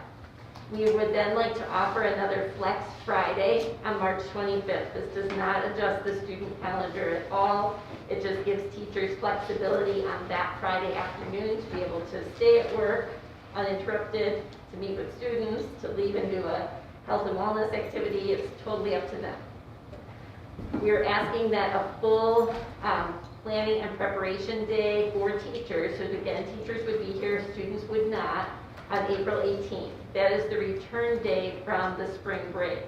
So it would basically just extend families' break by a day, but teachers would be back and have the full day to do preparation planning for that next segment of learning. That same week on Friday, we'd have a Flex Friday to give teachers some of that great flexibility, which helps with our overall, we don't have a lot of flexibility in our profession, so when we do get something like this, it is a true gift and definitely valued. Then we would like to incorporate a Grading and Records Day as a part of that Memorial Day weekend, with again that Grading Records Day, but ending with the Flex Friday and then the no meeting week, the last week of school. So there are some calendar impacts, but many of the recommendations we're making really do not impact the calendar all so much. We are hoping. We also have some adjustments to next year's calendar with the urging of PCEA and our ongoing communication and dialogue. We have talked about Yom Kippur becoming an official recognized day off of school for all. That would cause the teachers to just start a day earlier, August 11th instead of August 12th. So any questions that you have about some of these? These were some of the ideas that surfaced obviously during that work session on January 26th. We had the one Flex Friday. It was very well received and appreciated, and so we're hoping to just formalize these. Did I capture that okay? Did I miss anything, everyone? All right. Do you want to go through the other one and then we'll talk, or do you want us to talk about this one? Sure, the other, 23. the 20th, right, all right, so we're just talking about 21, 22. Okay. Now, some of this legislation, this House Bill 184, recognizes the impact, the ongoing impact of COVID. So it is saying, you have this permission that you can adjust your calendar and to provide some of these days for teachers. That teachers, besides learning and trainings, also need this protected time. So it is permitting us to shorten the number of student attendance days from 180 to 174. Yeah, 172, 174? 74. So, 174, I think it's okay. and that's optional or it's mandatory? That is optional. Optional, okay. That is optional. Okay. We, of course, always like more, days. We want to be with the kids, but we also understand this Right. really challenging time. Remember, Zan, EDU. Hi, Zan. Are we moving to the 2020? I don't know, because I have some thoughts. So Do you want to go through all of the calendar and we'll do I that? don't, So do we need to make a motion first? And then, yeah, I was just kind of saying the context for what the shift is. so can I get a motion to approve the proposed calendar adjustments for 21, 22? Should we just start there? I make a motion to approve the adjusted calendar for 21, 22 as explained. So, Okay, all right, any discussion? All right. Why is having May 27th off helpful? It is the very end of the school year, which we definitely concur. We're right there towards the very end, but it does give the teachers that time to do actual assessment, grading, records keeping. There's a lot that goes into student files at the end of the year, and it just lets them get a start on that. Plus, with our construction that actually, as you heard tonight, somewhat begins on June 3rd. We really do need people to be able to exit the building as quickly as possible at the end of the school year, so that just gives them kind of that afternoon or that day to kind of help with all that as well. Gotcha. Any others, Andrew? No, that's it. Ann? from a working parent perspective, very challenging. Yes. I appreciate all that we're doing for teachers, but to have an entire week in April off and then have that Monday off, I think is going to pose issues for parents that have kids that need to be attended. And could we give the whole week of Thanksgiving off? Because it's kind of just like a throwaway anyway. You know, it's coming in for Monday, Tuesdays, a pain. People are traveling. It'd be better to have that whole week Well, off. hold on, we're sticking with this one, so let's, we're Oh, not on sorry, we're this not now. going backwards, sorry. I was We're not looking on at that one, so 21. it's just, you're looking Sorry. at April 18th as the Yes, issue day. as an issue day, and then the 27th as well, because you're just about to be out. And so keeping the kids in school as much as possible seems to be the goal in my mind, and I understand what teachers need, but I think, I'm just curious, like, what are we going to do with these kids on these days off? So one of the things that we could look at as a system, because again, I've been a working mom my whole life as well, with 4 of them. Right. So I believe me, I totally resonate with working parents and everything we go through. What we can do with enough advance notice is we work with our community education team and we see if there can be almost like, I want to call it summer school, because it's not summer school, but almost like mini programming so that those students that did want to or need to sign up could maybe do some of this enrichment type programming on those dates. So it might be a field trip, it might be, you know, if field trips are permitted by then, it might be an outdoor ed experience where we go out and see different habitats at different times of the year. You know, it can be different things like that so that a working parent may have an opportunity then to sign their child up for But that. as far as like food and transportation, I mean, are we providing meals? So the really interesting thing is we are all here those days. So they're still contract days, right? So we're still here, so we can set that parameter. We're gonna have lunches available, or we're gonna have breakfast and lunch available. Or, you know, we're gonna clean out the kitchen that day, or whatever the other tasks may be. But we can partner with community ed as well as some of our other services to try to help with childcare. To follow up on that, so it looks like the 11th, March 11th is a Friday, so that's a half day that students are missing, right? And that seems wasn't less- originally on the schedule, just so. Yeah, it was we- not. Yeah, No, it was. It has always originally been, on the yeah. schedule. And then we But made so round back. and then so is the 27th. To Ann's point, is there a day where it's less impactful? Fridays have already been adjusted for students, for working parents. Does it make sense? Is there a reason that Monday was chosen? Yes. If we're looking, okay. There was a reason, and the reason in the dialogue was that typically things like the day right after winter break, if you could get adults here first to work for the day and then bring the kids back, you Okay. actually get a lot more done out of that Okay. time because you're motivated, right, Yep. for that. And this was the idea that maybe we could try it with the Okay. April break because the February break was just too soon to see if it really makes a difference. Because again, Got it. until our teachers Mhm. experience and give us the feedback on it, we're not going to know if it's a solution that should go forward into other Right. calendars. And I can appreciate that doing it on the 8th instead before to get ready for the 18th to come back is just too Correct. extended. Like if I were to ask the teachers, right, I mean, being a teacher, Yeah. I get that you're looking at 7. Well, no, I was gonna say, Mary can come up to, Yeah. I mean, she was part of these So- discussions and the Yeah. reason, so if you want to join us. Yeah, no, that was exactly why, was Yeah. to give teachers the time to come back to the classroom without the kids, Yeah, to be able Yeah. to prepare for the right. coming. And then also with, What would make sense. I think with May 27th, as far as also just getting prepared for the end of the year, getting all the grading and everything in, but the fact that it's already a 3-day weekend, a lot of people, Wait. you know, that's an extended weekend as it is, that it would be easier for families to. Yeah, the Fridays are definitely, in my perspective, an easier thing because you're already like, well, I can't really do anything past X amount, so. I But mean- the Monday after a long week, that's, I can't even imagine, that's gonna be like. Yeah, I mean, I think that May 27th date, like, why wouldn't we just make Friday the 3rd that day, right? And it's still graduation in the afternoon, but then, you know, for everyone else, it's, you know, the last day is the 2nd, and the morning of the 3rd is a prep day. on that one, that seems to be like a more logical solution, given that it's a Friday and it's a half day already. I kind of agree. I mean, I think it's tough to It is. be adding full days that were full days, making them, I mean, I'd be open to one of them, but I don't know that I think it's kind of hard to justify the 27th instead of just the 3rd, especially if the goal is to wrap up the year and do assessments and stuff like that. The idea of the 27th is that's a half day, right? It would be off the whole It day. is, yeah. Yeah, So it's a half not day. the whole thing Yeah. said, and It's a typically Friday. we do have the grades and Yeah. the records coming in for the, we typically Right. don't wait until the very last. Day. You're saying that everyone's out on the 3rd.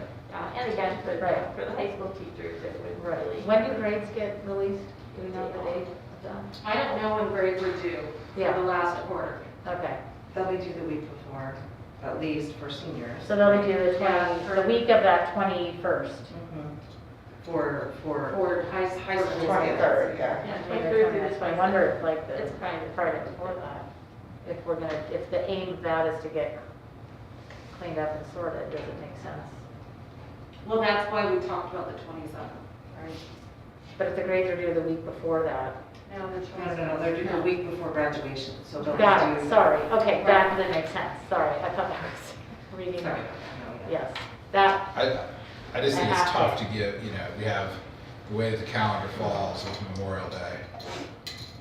It's kind of tough to have a 4-day weekend and then 3 days and then you're done with school. I mean, It's always, it's always tough. It's, even in normal times, it's not easy. You're right.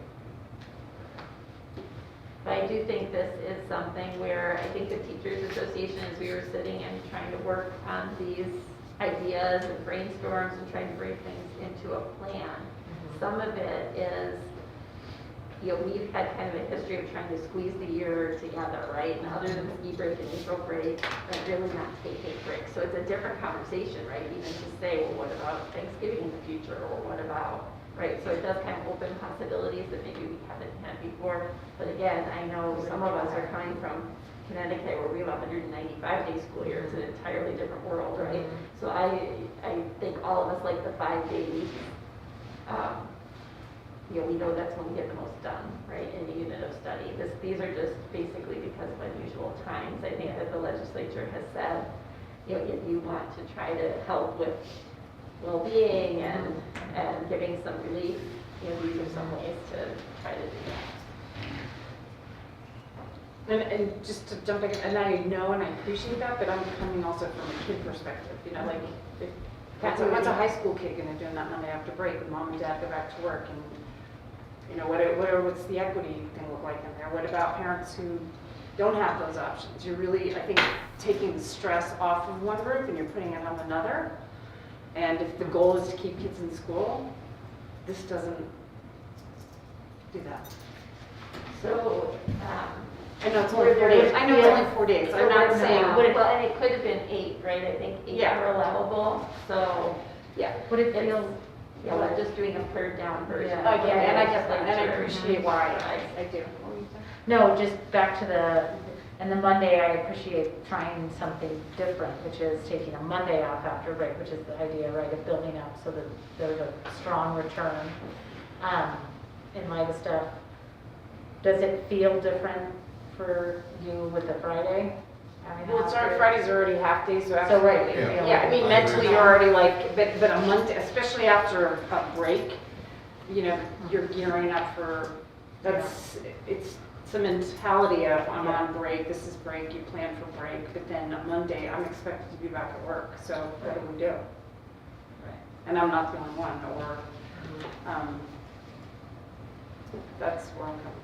So I don't think the Fridays in my mind are a problem, sorry to recap that, it's the Monday after a long week off is tricky. So that's what I was just gonna say. So what I'm hearing from you Yes. guys are you would be comfortable with keeping the 11th and the 27th, Maybe But- switching the 18th to something else. putting the 18th somewhere else? Or, If it's On needed, I mean, 'cause Friday. it sounds like you guys are saying, well, after break, we need that Monday to prep, yeah, so if we moved it to the Friday, that's not really helping you, but, could it be like the 29th? or the 8th, or then like, what Yeah, the April? reason we linked it to the break was basically actually to intentionally allow for people who are either traveling or, giving them kind of some reset time, because that does seem to happen in our community a lot, like, on the days that, like you're saying with Thanksgiving, the days that are the normal gatherings and they aren't there, it's kind of a nicer one to capture. Yeah. Yeah, so for people who have traveled, that usually, but again, we were really just trying that 18th because in the future, we were hoping, that with winter break, it may be like a January 3rd would really be like a prep day. Can I ask another question? Are there teachers with young kids themselves thoughtful about knowing that they couldn't extend their vacation? Because they would have to come back and work on that Monday. Are they thoughtful about what to do with their kids? Are we hearing any feedback from staff with Yes, young and that's kids? where we have, like Dr. Gilday mentioned, that we have worked on reaching out to the community. To see do, if have we can- activities and stuff. Right, so that we So that- can support the working parents. I completely understand that. Yeah. I'm a single mom who Yeah. raised 3 kids, Yeah. went through Park City School District, all 3 of them. Yeah. And so I do, understand the value of needing to have, something in place to Mhm. support those working families too. And the staff that would come, have to Because be the at kid work and can't- their young kids. But if you're Right. saying that you're looking into options for kids who are back and need a place to go, I feel like that, if that's Yeah, a but commitment. But is that just That's- defeating the? Yeah. Yeah, Like, I don't like know. that's, Yeah. it's, Okay, I mean, so, I'm not opposed to having more prep days, more teacher prep days or whatever, right? And, I think, I know we're not talking about 22, 23, but I think Ann's suggestion of moving 2 of these days to the front end of, Thanksgiving break is a much better solution. I think once we get into more than a week off of school, it's a big burden for parents who are working. Yeah. And I think that's, I also agree that I think Fridays are less intrusive than a Monday. And I know that it would be great to have a Monday alone without kids in the class, but like, we're already at 170 days. I mean, Yeah, do you think that there would be any momentum if we did a Friday near that time? Like, Are you talking about Friday, April 8th? well, that would be the only one, Okay. if we're using, if the idea is to connect it to prep time for the post-April break, then Friday the 8th would be the closest day, Friday, to that prep time. Unless you consider Friday that, you come back at the 29th after 2 weeks back, or I don't know. I don't know, I'm just wondering if it would have, Teachers would appreciate any time. okay. That they can So I'm get. wondering if we should try and look for a Friday. well, I think Instead maybe of a Monday. does Friday the 8th before That break feel feel better to you guys, or is that also feel stressful? Right. Because, I mean, it's kind of, you're saying the same thing, and Right. it's an additional day. I mean, I know it's a shorter day. Uh-huh. I mean, psychologically, it's a shorter day, it's the beginning, nobody's really Right. paying attention. It's like you've had your break, you've gone to Disneyland, you come home, and now you got this day off. I gotta go to work. No, No, I was so saying the Monday, going- no, I know what you're yeah. saying. The Monday feels more like concrete and cement to me. The 8th feels more like, well, it's probably gonna be a toss away day anyway for a kid because they know they're going on break the next week. So, yes, what if we moved the 18th to the 8th? Okay, so, Would that okay, work? before we move forward with any of this, I just want to make sure I'm hearing this. Keep the 11th, we're comfortable moving the 18th to the 8th and keeping the 27th. Is that correct? I'm not okay with the 27th. I'm not okay with the 27th. Do we want to move that to the 3rd, or do we No. just want to scrap that completely? And I keep the 2 days that we think you said can move it to to. the 3rd or just scrap it. I think it's, My only issue with the 3rd is that means that all of our high school teachers, we won't have people that would be working to support graduation, or we would have to ask them to work to do that, and I don't think we can do it without them. So I just think, I mean, I okay, just think this is getting ridiculous. Yeah. Well, it's still a teacher day though. What's that? It's a contracted day, right? You know, I'm saying if you make it so that some people don't have to come and have kids, and then they have to go supervise kids. Okay. I just Okay, don't then know just if they'll cancel be- it and make it, Okay. give 2 days. I mean, this is getting silly. okay, so let's go back. Okay, so we will, And look, the what do we do? 11th and the 8th. Yes. Can I get a motion to them the calendar to approve Friday, March 8th as a day off and April 8th as a day off. Friday the 8th, sorry. Friday, March April- 11th. Friday, March 11th and April, Friday, April 8th. April 8th. I make a motion to approve the calendar to adjust to get Friday, March 11th as a no-student day and April 8th as a no-student day. Second. All in favor? Aye. Alright. Okay, so One. you're So not three, integrating- okay, so three, Opposed. three approved, one, no. Okay, let's move on. Can I get a motion to approve the 22-23 calendar adjustments as proposed, which include teachers starting a day early, which would keep Wednesday, the 11th of October off, right? No, the 5th of October, sorry, 5th of October off. January 3rd, March 17th, April 17th, oh, and February, sorry, February 27th. So the four in green are additional days off. Yeah, so Is that what I'm saying? So again, this is meant to be COVID mitigation. It's based on legislation, House Bill 184. Yes, 184. Could be, I can't remember. 183 or 184. It's a House bill that basically says for these 2 years, we are permitting you to incorporate planning and preparation and record stays into your calendar for your educators because of the overwhelming stress they've all been under, and again, to give them some protected time to do that kind of work that really in our profession we don't get, right, based on the schedule and what our core purpose is, right? So it does give some protected time. In the long run, though, right, it was meant to be part of the stress reduction conversation. Yeah. We had 50 other ideas, and these are just a few of them. that came So, through. do we open a conversation on Let's this? have Yes. a motion. Yeah, all right. Motion. You gotta make a Motion. You did. I seconded it. I said, Okay. okay, Oh, so for sorry. Friday, okay. So discussion, Ann, would you like to No, I was start? just gonna say, now I can talk about November, if we gave that week of Thanksgiving off, Yeah. moved 2 of them there, but again, I have the same problem with April 17th and 3 of February them are Mondays. 27th, sorry. It's just a lot of time off and taking a kid out of the classroom, you get 2 weeks in, you get November, Thanksgiving, you get 2 weeks in December that then extends into the middle of the week in January. Then you get the 6, it's just, there's always time off, I don't, I mean, I work 260 days a year, As do I. minimum, As do I. minimum. And I just think this is ridiculous. I'm sorry. Like, I think there's accommodations that we can make and that we have been making, such as, meeting weeks, Fridays off, prep days, all of that. I think now we're just kind of taking the piss. I'm vehemently against this. I think this is absurd, and no.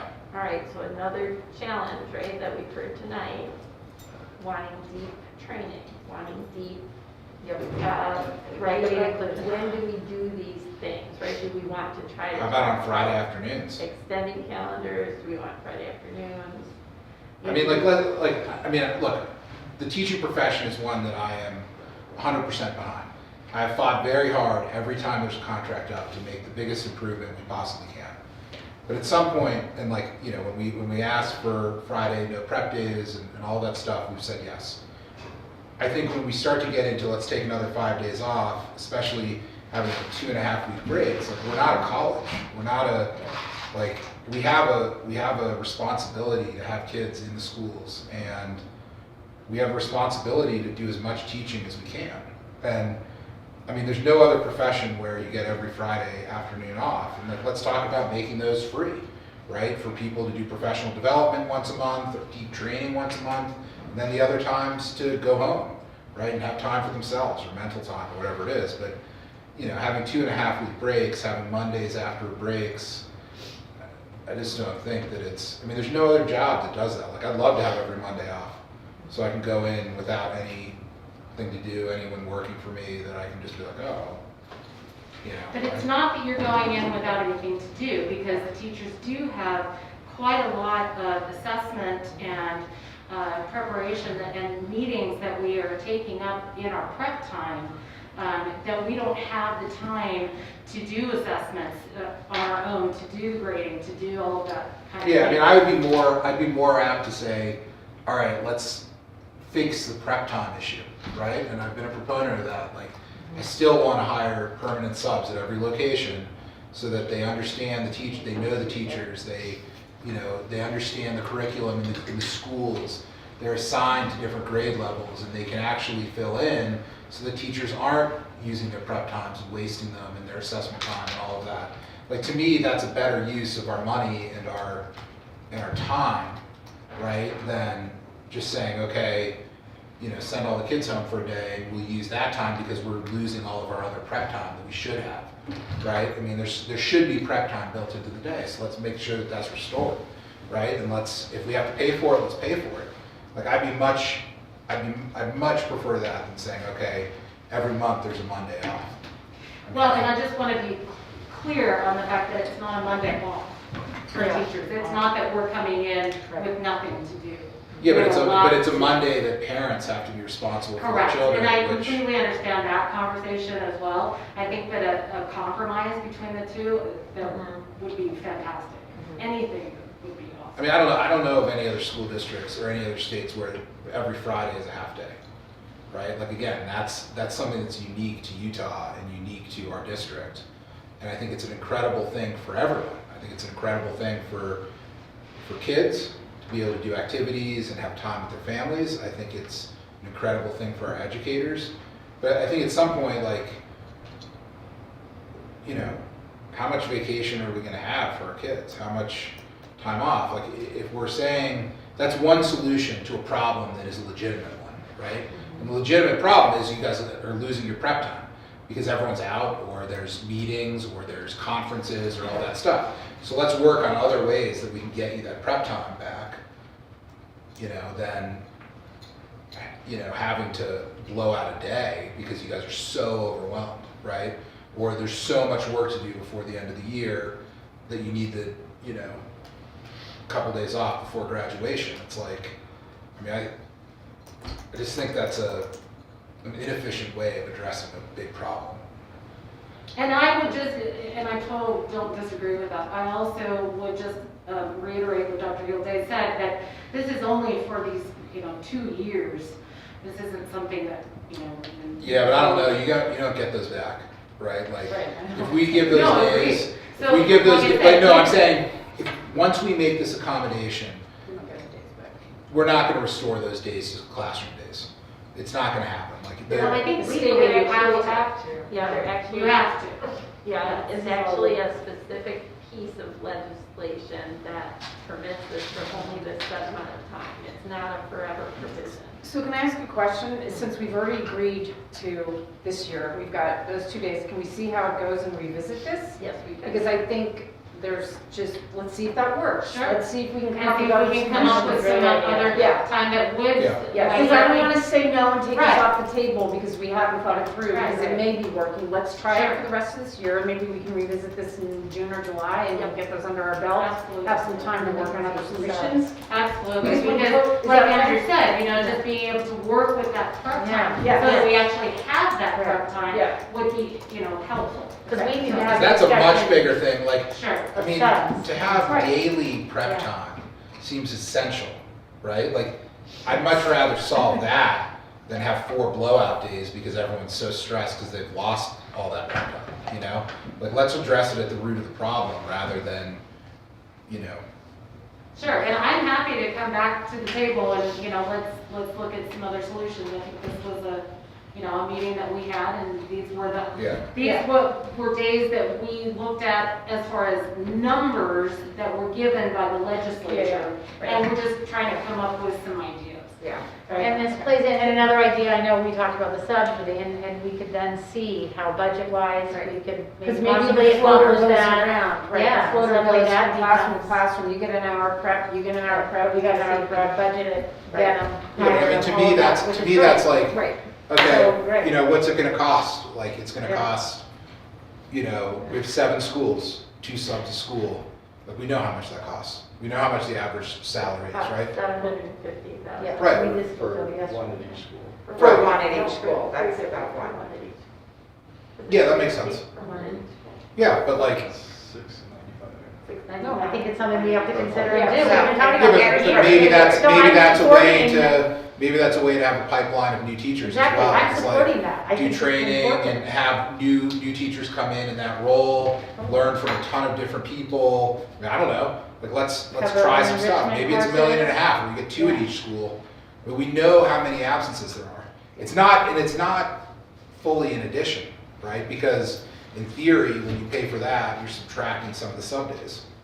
And the money isn't just sunk because it's also a reinvestment in our Right. educators, Right. right? I mean, it's like, it's That's the good. same as increasing compensation, right? It's like, okay, we can, it's not all about compensation, it's about having free time, mental breaks, all that stuff. And so it's like, okay, maybe that $1.5 million on a net basis is $1 million because you reduce your sub expenditures. And you increase retention. And then you increase retention, and so it's really an increase of, not in your black and white world, Todd, but in like maybe it's only an increase of $300,000 or $400,000, so it makes a ton of sense for us, right? And it keeps the Okay. kids in the classroom, Yeah, no, because that's really, it keeps the parents. I mean, I don't know, I would be for that, right? Okay. I would be totally for that, I've been for it for years, let's Perfect. do it. So we'll have that. Okay. As part of it, okay. So now I'm gonna regroup on this. There is one thing. So, we're gonna re-look at the 2022, 2023 year with the professional days later on. But the one thing I do wanna see if we can get a motion to adopt is the teacher starting a day early and adding the Yom Kippur holiday onto the calendar. So can I get a motion to approve with that change? I make a motion to approve the calendar for teachers to start a day earlier to get Yom Kippur on the official calendar Second. today. Okay, perfect. Any discussion on that one? Okay, No. all in favor? Aye. Okay.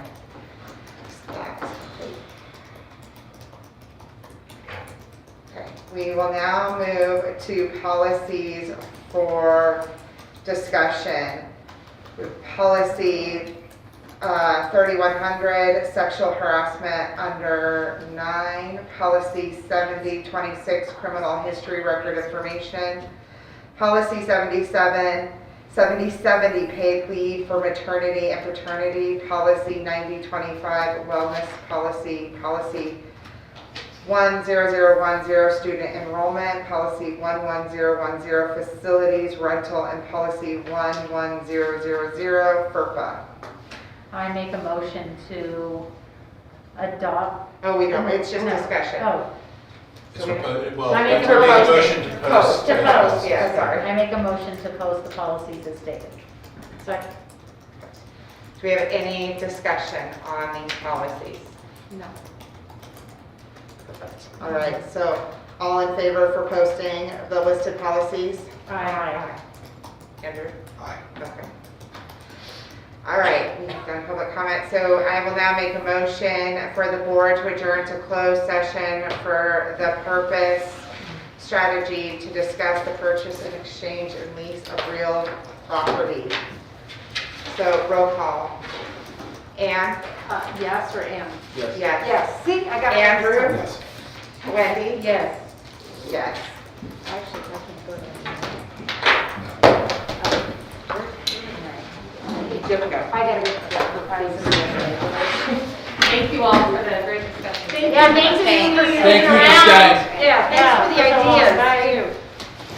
All right, yeah. Well, lovely to see you all. Lovely to see you. Let me know how it goes there.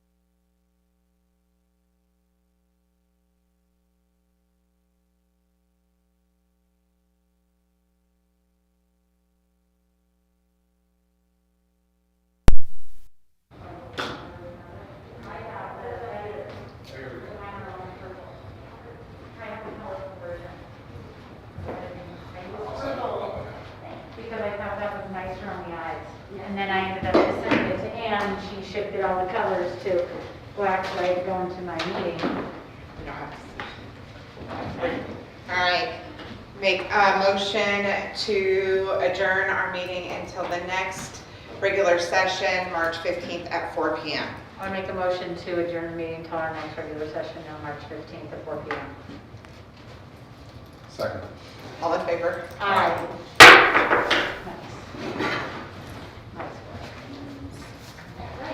Okay, thank you. I'm sure I'll talk to you. Yeah. Grab my children. I think we take there and leave that before he runs or. And two were left, Todd. And then there were two.